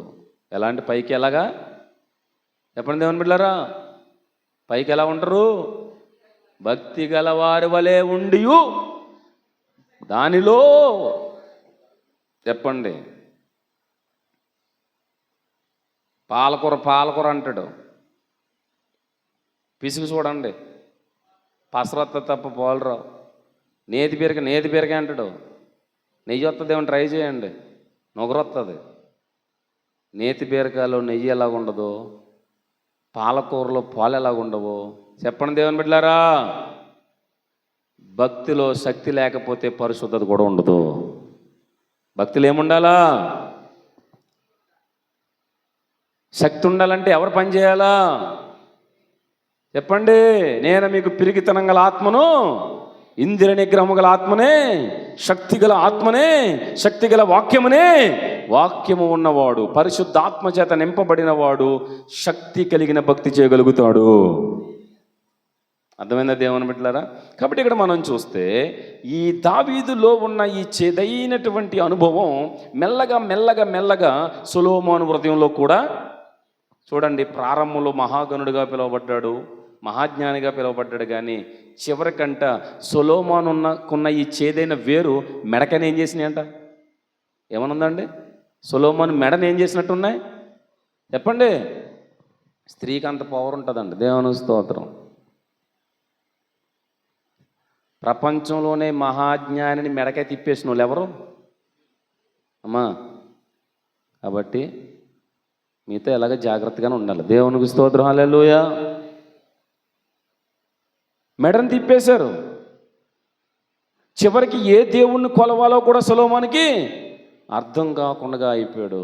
చివరికి ఒక వ్యభిచారిగా, ఒక పాపిష్టి బ్రతికేటువంటి పరిస్థితులకు వెళ్ళిపోయాడు. కారణం ఒకసారి ఆలోచన చేద్దాం. కాబట్టి నేను మొట్టమొదటిగా మీకు చెప్పిన మాట ఏంటంటే, ఒప్పుకునే కుటుంబం ఎప్పటికైనా బాగుపడుతుంది. దేవునికి స్తోత్రం. ఒప్పుకునే పిల్లలు, ఒప్పుకునే భార్య, ఒప్పుకునే భర్త సంఘానికి క్షేమాన్ని ఇస్తారు. నమ్ముతారా నమ్మరా? చెప్పండి. ఒప్పుకోవాలి. ఒప్పుకోకే కదా చచ్చారు ఎవరు సంఘంలో. అదిగో దేవునికి స్తోత్రం. ఇంతకే అమ్మారమ్మా, ఇంతకేనండి పాస్టర్ గారు, ఎంతైనా ఇద్దాం అనుకున్నాను కానీ ఇంతే వచ్చిందండి. ఎంత వచ్చిందంట? అంతే వచ్చిందండి. కొంత ఎక్కడ పెట్టారు? పేతురు గారి దగ్గర నటిస్తూ ఉన్నారు. మరలా అడిగాడు, టైం ఇచ్చాడు ఇవ్వలేదా? దేవుడు మనం తీసుకునే ముందంట టైం ఇస్తాడంట. దేవునికి స్తోత్రం. ఆదాముకి టైం ఇచ్చాడు ఇవ్వలేదా? అవ్వకి టైం ఇచ్చాడు ఇవ్వలేదా? టయ్యాన్ని దాట పెట్టుకున్న తర్వాత పొమ్మన్నాడు. డైరెక్ట్గా పొమ్మనేవాడు డైరెక్ట్గా ఏమంటాడు చెప్పండి? వాళ్ళు పండు తిన్నప్పుడు పరలోకం నుండి దేవుడు చూశాడు చూడలేదా? చూశాడు. మరి చూసిన తర్వాత భూమి మీదకి వచ్చి నువ్వు తిన్నావా అని అడిగే టైం ఇస్తాడా? నువ్వు తిన్నావా అని అడగవలసిన పని ఉందా ఎవరికి? దేవునికి. నువ్వు తిన్నావా, ఆవిడితే నువ్వు తిన్నావా, ఇంత డిస్కషన్ చేయాల్సిన పని ఉందా? ఇంత డిస్కషన్ ఎందుకు చేశాడు తెలుసా? నేను నీకు సమయం ఇస్తున్నాను, ఒప్పుకుంటావేమో అని. దేవునికి స్తోత్రం. అర్థమైందా దేవుని బిడ్డలారా? ఆయన ప్రశ్న అడుగుతున్నప్పుడే ఆదాముకి అర్థమైపోవాలి, ఈయన సర్వం ఎరిగినవాడు, నేను కూర్చునుట, లేచుట, తినుట, త్రాగుట అన్నీ ఎరిగినవాడు, నేను తిన్నప్పుడే చూశాడు కానీ నన్ను అడుగుతున్నాడంటే నిజం ఒప్పుకుంటానేమని టైం ఇచ్చాడని ఒప్పుకుంటే బాగుండు. దేవునికి స్తోత్రం. మరణమే లేదు. ఒప్పుకోకే ఏమవుతుందో చెప్పండి? తిన్నావేరా అనేది మా అమ్మ కుటుంబంలో ఉన్నప్పుడు, చిన్నప్పుడు ఒకటి వేసేసుకోండి, మళ్ళీ ఓటకెళ్ళి మళ్ళీ వేసేసుకోండి, మళ్ళీ రేపు తిందిరిగానే పెట్టింది కూడా ఏం చేసేవాడిని. ఏమో ఏ ఎలకు వచ్చేసిందో ఆయన వస్తాడు కదమ్మా, ఆయన కోసం ఉండేది, మాకు కూడా పెట్టేది, ఆయన కొన్ని పెట్టేది అక్కడ. ఆయన రాకముందు ఏం చేసేవాడిని? మీకు అర్థం కాలేదు కదా. నా చిన్నప్పుడు పూజలు చేసేటప్పుడు ఇది ఆయన కుడుమురా అని పెట్టేది. ఆయన వచ్చేదాకా చూసిపోండి, ఆయన వచ్చేవాడు కాదు. ఎవరో నేను ఆ రూపంలో వెళ్ళిపోయి ఏం చేసేవాడిని చెప్పండి? ఆయన రాడని తెలుసు, ఆయన తిడ్డని తెలుసు, తిన్నావు నేనని తెలుసుకుని మా అమ్మ ఏం చేసేది? దెబ్బలు చెప్పేది. కొన్ని దొంగ మాటలు. ఒప్పుకుంటే దెబ్బలు తక్కువ అవుతాయి ఎక్కువ అవుతాయి చెప్పండి? ఒప్పుకోక మా ఇంట్లో ఎక్కువ దెబ్బలు తిన్నవాడు ఎవడంటే ఈడే. మా తమ్ముడు చాలా షార్పు. నా ఒంటి మీద సీపుడు దెబ్బ పడగానే ఆడు సైలెంట్ అయిపోయాడు. దేవునికి స్తోత్రం, హల్లెలూయా. ఆడు ఈరోజు కాదు, నిన్న కాదు, ఏం చేయాలనుకున్నాడు అది కూడా చెప్పేసి దెబ్బ పడకుండా తప్పించుకునేవాడు. దేవునికి స్తోత్రం, హల్లెలూయా. కానీ పెద్దోడికి అన్ని దూడలు అన్ని దెబ్బలు తగులుతూ ఉంటాయి. కానీ దేవుడు మహాకృప, ఆయన ప్రేమను పొందుకున్నాను. దేవునికి స్తోత్రం. ముగ్గురం కూడా ఆయన ప్రేమని పొందుకుని రక్షించబడ్డాం. హల్లెలూయా. నేను చెప్పేది ఏంటంటే, ఒప్పుకోలేనంతసేపు దెబ్బలు నాకు ఎక్కువే పడ్డాయి. కాబట్టి ఆదాము అవ్వల జీవితంలో కూడా జరిగిన విపత్తు ఇదే. ఒప్పుకుంటారేమని ఆదాముని అడిగాడు, ఒప్పుకుంటాదేమని సింగిల్గా అవ్వని అడిగాడు, ఒప్పుకుంటారేమని ఇద్దరిని ముందు పెట్టి అడిగాడు. కానీ ఎక్కడ అడిగినా, ఎంత టైం అడిగినా ఈడేమో ఆవిడని అంటున్నాడు, ఆవిడేమో ఈవిడిని అంటుంది, ఈవిడ ఇద్దరు కలిపి నువ్వు ఇచ్చావు కదయ్యా అని ఎవరి మీద అంటున్నారు? ఇంత డిస్కషన్ టైంలో ఇంకెళ్ళి ఒప్పుకునే రకం కాదు, కప్పుకునే రకం అని పొండన్నాడు. జరిగిందా జరగలేదా? ఇది మొదటి. నేను త్వరగా చెప్పేస్తున్నాను. రెండో వ్యక్తి దగ్గరికి వచ్చి అడిగాడు లెక్క. ఎవరు అడిగితే లెక్క చెప్పండి? దేవుడు లెక్క అడిగేటప్పటికి ముందు కొంత సమయం మనకిస్తాడు. దేవునికి స్తోత్రం. హెచ్చరికలు ఇస్తాడు, ప్రేమతో గద్దిస్తాడు, వాక్యం ద్వారా గద్దిస్తాడు, సేవకం ద్వారా గద్దిస్తాడు, రోగం ద్వారా గద్దిస్తాడు, దెబ్బ కొట్టి పురుకొల్పుతాడు. చెప్పండి. అప్పటికి కూడా నువ్వు కళ్ళు తెలుసుకొని పశ్చాత్తాప పడకపోతే డైరెక్ట్గా ఆయన చేతితో నిన్ను చెప్పండి. ఇంకప్పుడు మనకు ఆప్షను ఉంటుందా? ఆయనే కనుక పట్టుకుంటే చెప్పండి తప్పించుకునే అవకాశం మనకి ఇంకా లేదు. ఆయన అవకాశం ఇచ్చినప్పుడే మనం లెక్కను ఏం చేసుకోవాలి? వంకర లెక్కలు చెప్పకుండా, ఎస్ నా మనస్సాక్షి నాకు చెప్తుందయ్యా నేను సరైనోడిని కాదు, నా మనస్సాక్షి చెప్తుంది. నీ వాక్యం ద్వారా గద్దించావు. నా భర్తను మోసం చేసి బతుకుతున్నాను నేను, నా భార్యను మోసం చేసి బతుకుతున్నాను నేను, నా గుణం మంచిది కాదు, నా ఆలోచన మంచిది కాదు, నా తల్లి తండ్రిని మోసం చేసి బ్రతుకుతున్నాను, నా సంఘాన్ని మోసం చేసి బ్రతుకుతున్నాను, నా సేవకుని మోసం చేసి బ్రతుకుతున్నాను, నాకు అర్థమవుతుంది నువ్వు నాతోనే మాట్లాడుతున్నావు అని నువ్వు ఒప్పుకో. ఈ రాత్రి దేవునికి స్తోత్రం. ఇంటికి నువ్వేం తీసుకెళ్తావో తెలుసా? ఆశీర్వాదాన్ని తీసుకెళ్తావు. ఒప్పుకోలేని ఆకాను ఏం తెచ్చుకున్నాడు ఇంటికి? శాపాన్ని తెచ్చుకున్నాడు. ఒప్పుకోలేని దేవుని బిడ్డలారా ఆదాము అవ్వలు తన ఇంట్లోకి ఏం తెచ్చుకున్నారు? శాపాన్ని తెచ్చుకున్నారు.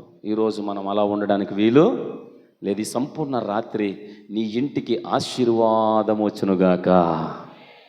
ఈ సంపూర్ణ రాత్రి ప్రార్థన ద్వారా నీ ఇంటిలో దీవెనలు వచ్చునుగాక, దెయ్యాలు పోవునుగాక, దరిద్రం ఎగిరిపోవునుగాక, శాపము నిర్మూల చేయబడునుగాక. అలా నిర్మూలము చేయబడాలి అని అంటే ఈ రాత్రి నువ్వు దేవుని పాదాల దగ్గర ఒప్పుకోక తప్పదు.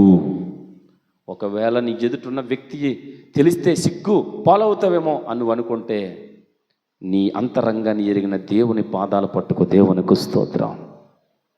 నేను చేశానండి, అలాగా చెప్తున్నా. ఎంతకాలం అండి ఆ బరువుతో బతకటం? ఎంతకాలం అండి? ఆ దరిద్ర బతుకు వద్దు. భార్య పక్కనే పడుకుంటాం, ఆ బరువు ఉంటుందా ఉండదా? భర్త పక్కనే పడుకుంటావు. మోసం చేసిన భార్యగా నువ్వు భర్త పక్కన పడుకుంటే భర్త నీ పక్కన ఉంటాడు, కానీ నీ మనసులో నీ బరువు ఉందా లేదా?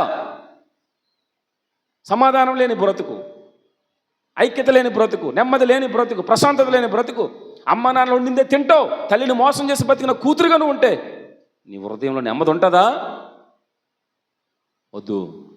ఒప్పుకుందాం. కొడతో దెబ్బ పడదాం, తిడతో మాట పడదాం, కానీ దేవునితో సమాధాన పడదాం. హల్లెలూయా, హల్లెలూయా. 20 సంవత్సరాలు 27 సంవత్సరాలు యాకోబు జీవితంలో నెమ్మది ఉందండి. అందమైన భార్య, అవునా కాదా? చాలా అందగత్తిని పెళ్లి చేసుకున్నాడు. ఒకరిని కాదు ఇద్దరిని చేసుకున్నాడు. అర్థమైందా? డబ్బు పెరిగింది, అన్నీ పెరిగినాయి. ఎంతమందితో కలిసి ఉంటున్న హృదయంలో మాత్రం ఏమి లేదు. ఏదండి ఒప్పుకోలేనంత వరకు ఉండదు. ఉండనే ఉండదు. ఎప్పుడొచ్చింది నెమ్మదో తెలుసా? ఎబ్బోకు రేవు దగ్గర పెనుగులాడి సంపూర్ణ రాత్రి ప్రార్థనలో దేవునితో మాట్లాడుతుండగా దేవుడు మరలా అంటున్నాడు, ఇప్పుడైనా ఒప్పుకుంటావా, కప్పుకుంటావా, చెప్పు నీ పేరేంటి అన్నాడు. దేవునికి స్తోత్రం. అర్థమైందా? నాన్న దగ్గర చెప్పాడు నేను ఏసావునని, అమ్మ దగ్గర చెప్పాడు అబద్ధం, రాహేల్ దగ్గర చెప్పాడు అబద్ధం, లేయా దగ్గర చెప్పాడు అబద్ధం, మామ దగ్గర చెప్పాడు అబద్ధం చెప్పి నేను వచ్చానని చెప్పాడా? సత్యం చెప్పలేదు. ఆ రాత్రి దేవుని దగ్గర నేను కప్పుకొని నాలున్నాను, ఎండకి ఎండాను, మంచుకి తడిసి, నా జీతం పలుసార్లు మార్చబడింది. ఎంతమంది ఉన్నా ఎంత పెరిగినా నాకు నెమ్మది లేదు. నేను ఒప్పుకుంటున్నానయ్యా, నేను మోసగాడినైన యాకోబుని. ఇది ఎప్పుడు ఒప్పుకోవాలి? కన్న తండ్రి దగ్గర ఒప్పుకోవాలి. కానీ ఎప్పుడు ఒప్పుకుంటున్నాడు? ఇన్ని దెబ్బలు తిన్న తర్వాత. చాలామంది పిల్లలు అప్పుడు ఒప్పుకోరు.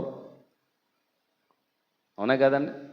ఆడు అట్ల పేన మీద వేసి అటు ఇటు ఆమ్లెట్ కింద వేపినప్పుడు అప్పుడు ఒప్పుకుంటుంది. మా నాన్న మాట, మా అమ్మ మాట నా పెళ్ళి చేసుకుంటే ఎంత బాగుండేదో, కర్మకాలి కాలేజీలో పిట్టలాగా ఎగురొచ్చి నీ ఒడిలో పడ్డాను, నువ్వు ఆమ్లెట్లా కొడుతున్నావు, ఆనాడు మా అమ్మ చెప్పిన మాట అంటే ఎంత బాగుండు అన్నది. అప్పుడంటే ఏం పోయే కాలం దగ్గర పడుతుంది తల్లే? ఎవడన్నా వస్తాడా? ఎప్పుడు ఒప్పుకుంటారు వీళ్ళు? మా అమ్మ చూపించిందే మంచిది, మా నాన్న చెప్పిందే మంచిదని ఎప్పుడు ఒప్పుకుంటారు?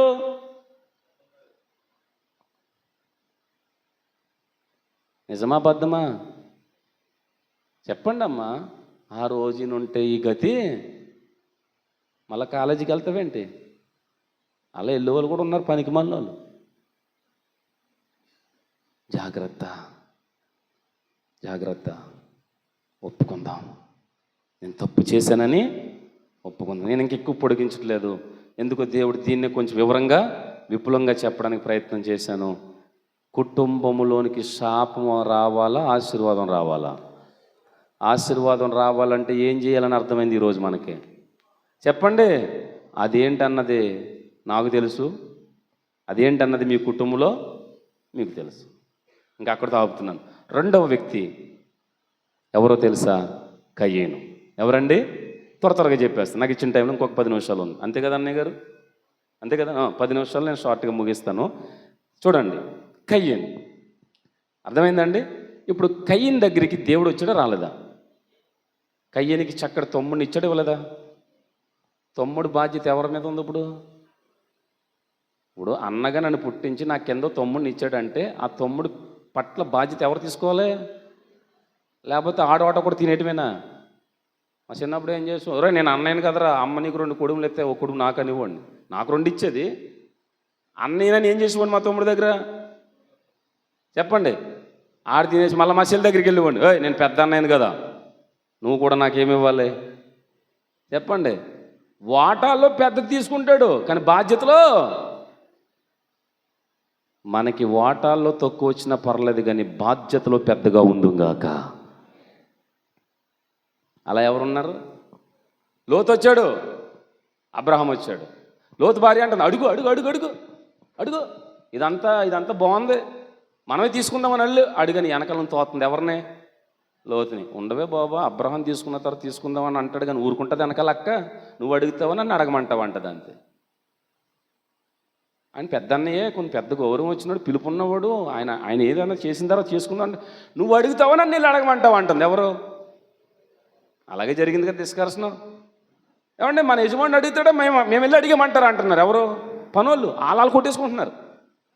అప్పుడు ఇదంతా బాగుంది నాకు కావాలంటుంటే పెద్దోడు బాధ్యతకి ఏమన్నాడు తెలుసా? నీకేది నచ్చుతుంది తీసుకో, నాకు బాధ్యత ఇంపార్టెంట్. దేవునికి స్తోత్రం. నాకు సమాధానం కావాలి, ఐక్యత కావాలి, నెమ్మది కావాలి, ఆస్తి పాస్తుల కన్నా కలిసి ఉండడం నాకు కావాలి అని పెద్దవాడు బాధ్యత తీసుకుని అబ్రహాము గారు కక్కుర్తి పడక నువ్వేది కావాలో తీసుకో, మిగిలింది నేను తీసుకుంటాను అన్నాడు. ఆ మిగిలిందే ఎక్కువైపోయింది అబ్రహాముకి. చెప్పలు కొట్టండి దేవుని మహిమకరంగా. దేవుని బిడ్డలారా, బాధ్యత తీసుకున్న ఏ బిడ్డ జీవితమైనా సమృద్ధితో నింపుతాడు దేవుడు. సంఘంలో బాధ్యత తీసుకో, సేవలో బాధ్యత తీసుకో, పరిచర్యలో బాధ్యత తీసుకో, కుటుంబంలో బాధ్యత తీసుకో. బాధ్యత తీసుకున్న వాడికి దెబ్బలు, నిందలు, అవమానాలు, కానీ దేవుని ఆశీర్వాదము, దేవుడు నీతి అను దక్షిణ హస్తము ఎప్పుడు ఆ వ్యక్తికి తోడుంటుంది. హల్లెలూయా, హల్లెలూయా. కాబట్టి పంతానికి పోకండి, బాధ్యత కొరకు నిలబడండి. దేవునికి స్తోత్రం. సరే, ఇప్పుడు కయ్యనికి దేవుడు బాధ్యత అప్పచెప్పలేదా? అప్పచెప్పాడు. అప్పచెప్పినప్పుడు ఏం చేశాడు? నేను పెద్దోడిని, నా అర్పణ దేవుడు తీసుకోవాలి, కానీ నా వెనకాల పుట్టినోడు నీ అర్పణ ఎలా తీసుకుంటాడు రా? అయినా కానీ నువ్వెలా ఒప్పుకున్నావురా? మా అన్నయ్య ఉన్నాడు కదా, మా అన్నయ్యది అంగీకరించిన తర్వాత నన్ను అంగీకరించాలని నువ్వైనా చెప్పాలి కదరని కోపంతో తపంతో ఎవరి మీద పడ్డాడు? ఏబేలు మీద పడ్డాడు. బాధ్యతగా కాపాడవలసిన తమ్ముణ్ణి కొట్టి చంపి పాతిపెట్టాడు. ఎవరు? ఇప్పుడు చెప్పండి, కయ్యేనికి దేవుడు అప్పచెప్పిన పని ఏంటి? నీ తమ్ముడిని నువ్వు జాగ్రత్తగా, ఈరోజు అక్కలున్నా, చెల్లులున్నా, తల్లిదండ్రులున్నా, పిల్లలున్నా, పిల్లలకి దేవుడు చెప్పిన బాధ్యత ఏంటో తెలుసా? వృద్ధాప్యంలోకి వచ్చిన నీ తల్లిని, తండ్రిని మరవద్దు. నిన్న ఒక సహోదరి మా ఇంటికి వచ్చింది, 80 సంవత్సరాలు ఉంటాయి, ఏడుతూ వచ్చింది. నా కాలుకి దెబ్బ తగిలిందని నెలకు రోజుల తర్వాత తెలిసిందంట ఆవిడకి. అయ్య బాబా, బాబుకి ఆ పాస్టర్ గారికి కొడుకులా అంటాడు, ఎప్పుడు ఏదో పెడతా ఉంటాడు అని కాలు నడవలేని పరిస్థితుల్లో కుంటుకుంటా వచ్చింది మా ఇంటికి. బాబా పాస్టర్ గారు ఉన్నారని అంటే, నేను అప్పుడే కాలు నొప్పితో కూర్చుని అమృతాన్ని రాసుకుంటుంటే వచ్చి కూర్చుని, అప్పుడు తన బాధ అంతా చెప్పుకుంటా ఉంది. బాబా, భర్త లేకపోయినా కూలి పనికి వెళ్ళి ఏ రోజు సుఖపడకుండా కనిపించాను అయ్యా ఒక్క కొడుకుని. ఆడుప్పుడు లక్షలు సంపాదించుకున్నాడు, కానీ అమ్మ అని నోటితో పిలవట్లేదు. నేను ఏం తింటున్నానో కూడా వాడికి ఆరా లేదు.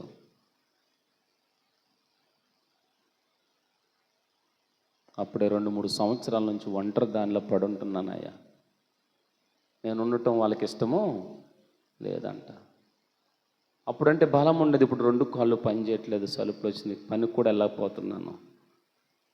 నా పరిస్థితి ఇలా ఉంది బాబా అని ఏడుస్తూ ఉంది. నాకే ఏడుపు వచ్చింది. ఇంట్లో ధాన్యం పళ్ళు ఉంటే, యాపిల్ పళ్ళు ఉంటే మా మిస్సెస్ని పిలిచి కవర్లో పెట్టాను.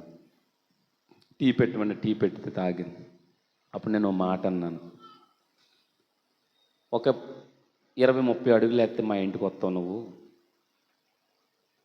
రోజు వచ్చి భోజనం చేసేసి పడుకోవడా, నీ ఇంటికి వెళ్ళిపో, నేను పెడతాను అన్నాను. దేవునికి స్తోత్రం. హల్లెలూయా. వెళ్తూ ఒక 500 రూపాయలు చేతిలో పెట్టాను. గొల్లుని ఏడ్చింది. అప్పుడు నేను మాట అన్నాను, ముదిమి వచ్చే వరకు నేను ఎత్తుకొని వాడను నేనే అన్నాడు, ఆయనే నీ కొడుకు అన్నాను. దేవునికి స్తోత్రం. నీ కన్న బిడ్డలు నిన్ను వదిలినా, నీ భర్త నిన్ను వదిలినా, నీవు నమ్మిన యేసు నిన్ను వదలలేదు. దానికి ఇదే నీకు గుర్తు. నిన్ను విడిచిపెట్టడు ఆయన మీద ఆధారపడు. చూసారా, బాధ్యత తీసుకోవలసిన టైంలో బాధ్యతలు తీసుకోకపోతే లెక్క అడుగుతాడా? ఇప్పుడు కయ్యనికి అప్పుడు చెప్పిన దేవుడు బాధ్యత ఏంటి చెప్పండి? నీ తమ్ముడిని జాగ్రత్తగా చూసుకో. అందుకని దేవుడు ఏం అడగలేదు, కయ్యన్ని వేరే లెక్కలు అడగట్లేదు. ఏం అడుగుతున్నాడు? నీ తమ్ముడైన హేబేలు అంటే కయ్యనికి అప్పు చెప్పిన పని ఏంటి చెప్పండి? ఏమండి, పేరెంట్స్ ఇంటికి ఎక్కడికైనా బయటకు వెళ్తున్నాడు, పెద్దోడు చెప్తారు, రే తమ్ముడిని చెల్లిని జాగ్రత్తగా చూసుకోరా. ఆ పని చేయకుండా మిగిలిన చెప్పండి ఎన్ని చేసేసి అమ్మలు వచ్చిన తర్వాత నేను చెప్పాలా, అది చేశాను అని అంటే తల్లిదండ్రులు ఏమైనా మెచ్చుకుంటారా? నీకు అప్పచెప్పిన పని ఏంటి? తమ్ముడిని చెల్లిని ఎక్కడికి బయటికి వెళ్ళకుండా చూసుకోమన్నా. అయ్యో వాళ్ళు ఎక్కడికి వెళ్ళిపోరు నాకేం తెలుసు, నేను ఇంట్లోనే ఉన్నానంటే దానికి అర్థం ఉందా?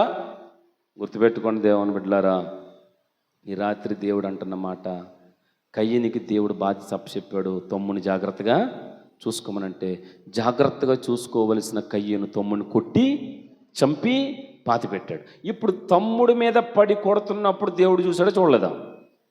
పాతి పెడుతున్నప్పుడు దేవుడు చూసాడో చూడలేదా? ఇంకొక మాట కూడా అక్కడ రాయించాడు, భూమిలో నుండి హేబేలు రక్తము మొర్ర పెట్టగా అది దేవుని యొద్దకు చేరుననుంది. అంటే కయ్యనుని దేవుడు అడగక మునుపు ఈ రిపోర్ట్ అంతా దేవుని దగ్గరికి వెళ్ళిందా వెళ్ళలేదా చెప్పండి? వెళ్ళింది. వచ్చాడా రాలేదా? వచ్చాడు. వచ్చిన వెంటనే రేయ్ తమ్ముడిని ఎందుకు చంపుతావురా అని అడగాలి, టైం ఇవ్వకపోతే. ఎవరు? దేవుడు. కానీ కయ్యనికి ఏమి ఇచ్చాడో తెలుసా? పోతే పోయిళ్ళారా తమ్ముడు, ఆ హేబెల్ ప్లేస్లో నిన్ను పెట్టి నా సంతానాన్ని డెవలప్ చేస్తాను, సమయం ఇస్తున్నాను, నీ కుటుంబాన్ని దీవించాలనుకుంటున్నాను, నీ కుటుంబాన్ని ఆశీర్వదించాలనుకుంటున్నాను, నీ కుటుంబం పట్ల నా వాగ్దానాన్ని నెరవేర్చాలనుకుంటున్నాను, అందుకే నీకు సమయం ఇస్తున్నాను. కయ్యను నీ తమ్ముడు ఎక్కడని అడిగాడు. అడగలేదా? ఎక్కడా అని అడిగితే కయ్యనికి దేవుడు ఏమి ఇచ్చినట్టు? అది వెంటనే ఏమన్నాడు? ఒప్పుకున్నాడా కప్పుకున్నాడా?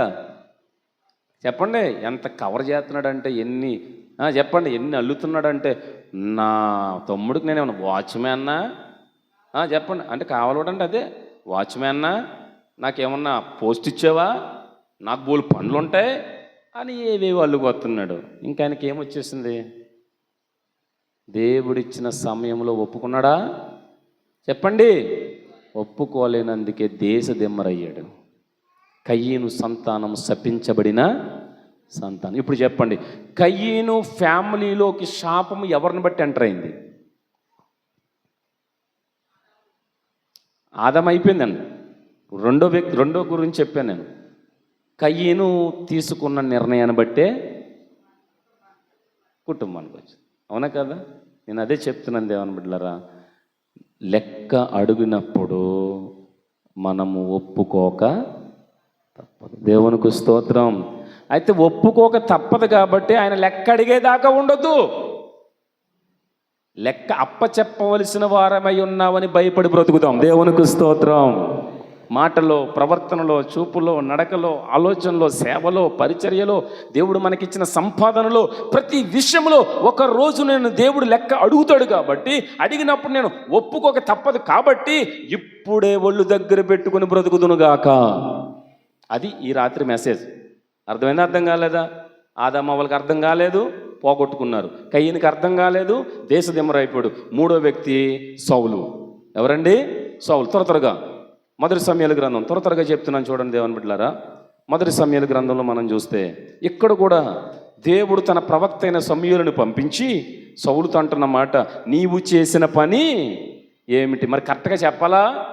చెప్పలేదు. ఇక్కడ కూడా ఏం చేస్తున్నాడు? ఈయన కప్పుకుంటున్నాడు. సమూయేలు గ్రంథం మొదటి సమూయేలు గ్రంథం 13వ అధ్యాయము 11వ వచనం. త్వరగా మొదటి సమూయేలు గ్రంథం 13వ అధ్యాయం 11వ వచనం.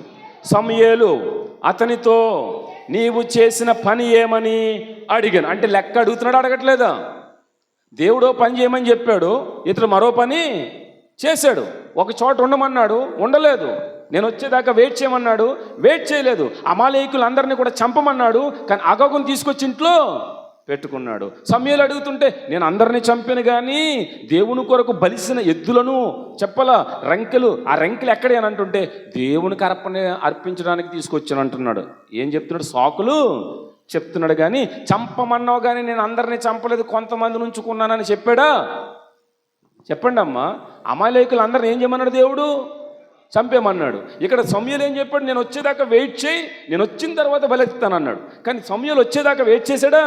అంటే దేవుడు చెప్పిన పని చేయకుండగా క్రమం తప్పినప్పటికీ కూడా ఆయన ఒప్పుకోక వీళ్ళ మీద సాకులు చెప్తున్నాడు. అక్కడ అమాలేకులు ఎందుకు చంపలేదని అంటుంటే బలిసినవి కొన్ని మనోళ్ళు పట్టుకొచ్చారు, ఎవరికి అర్పణ ఇవ్వడానికి?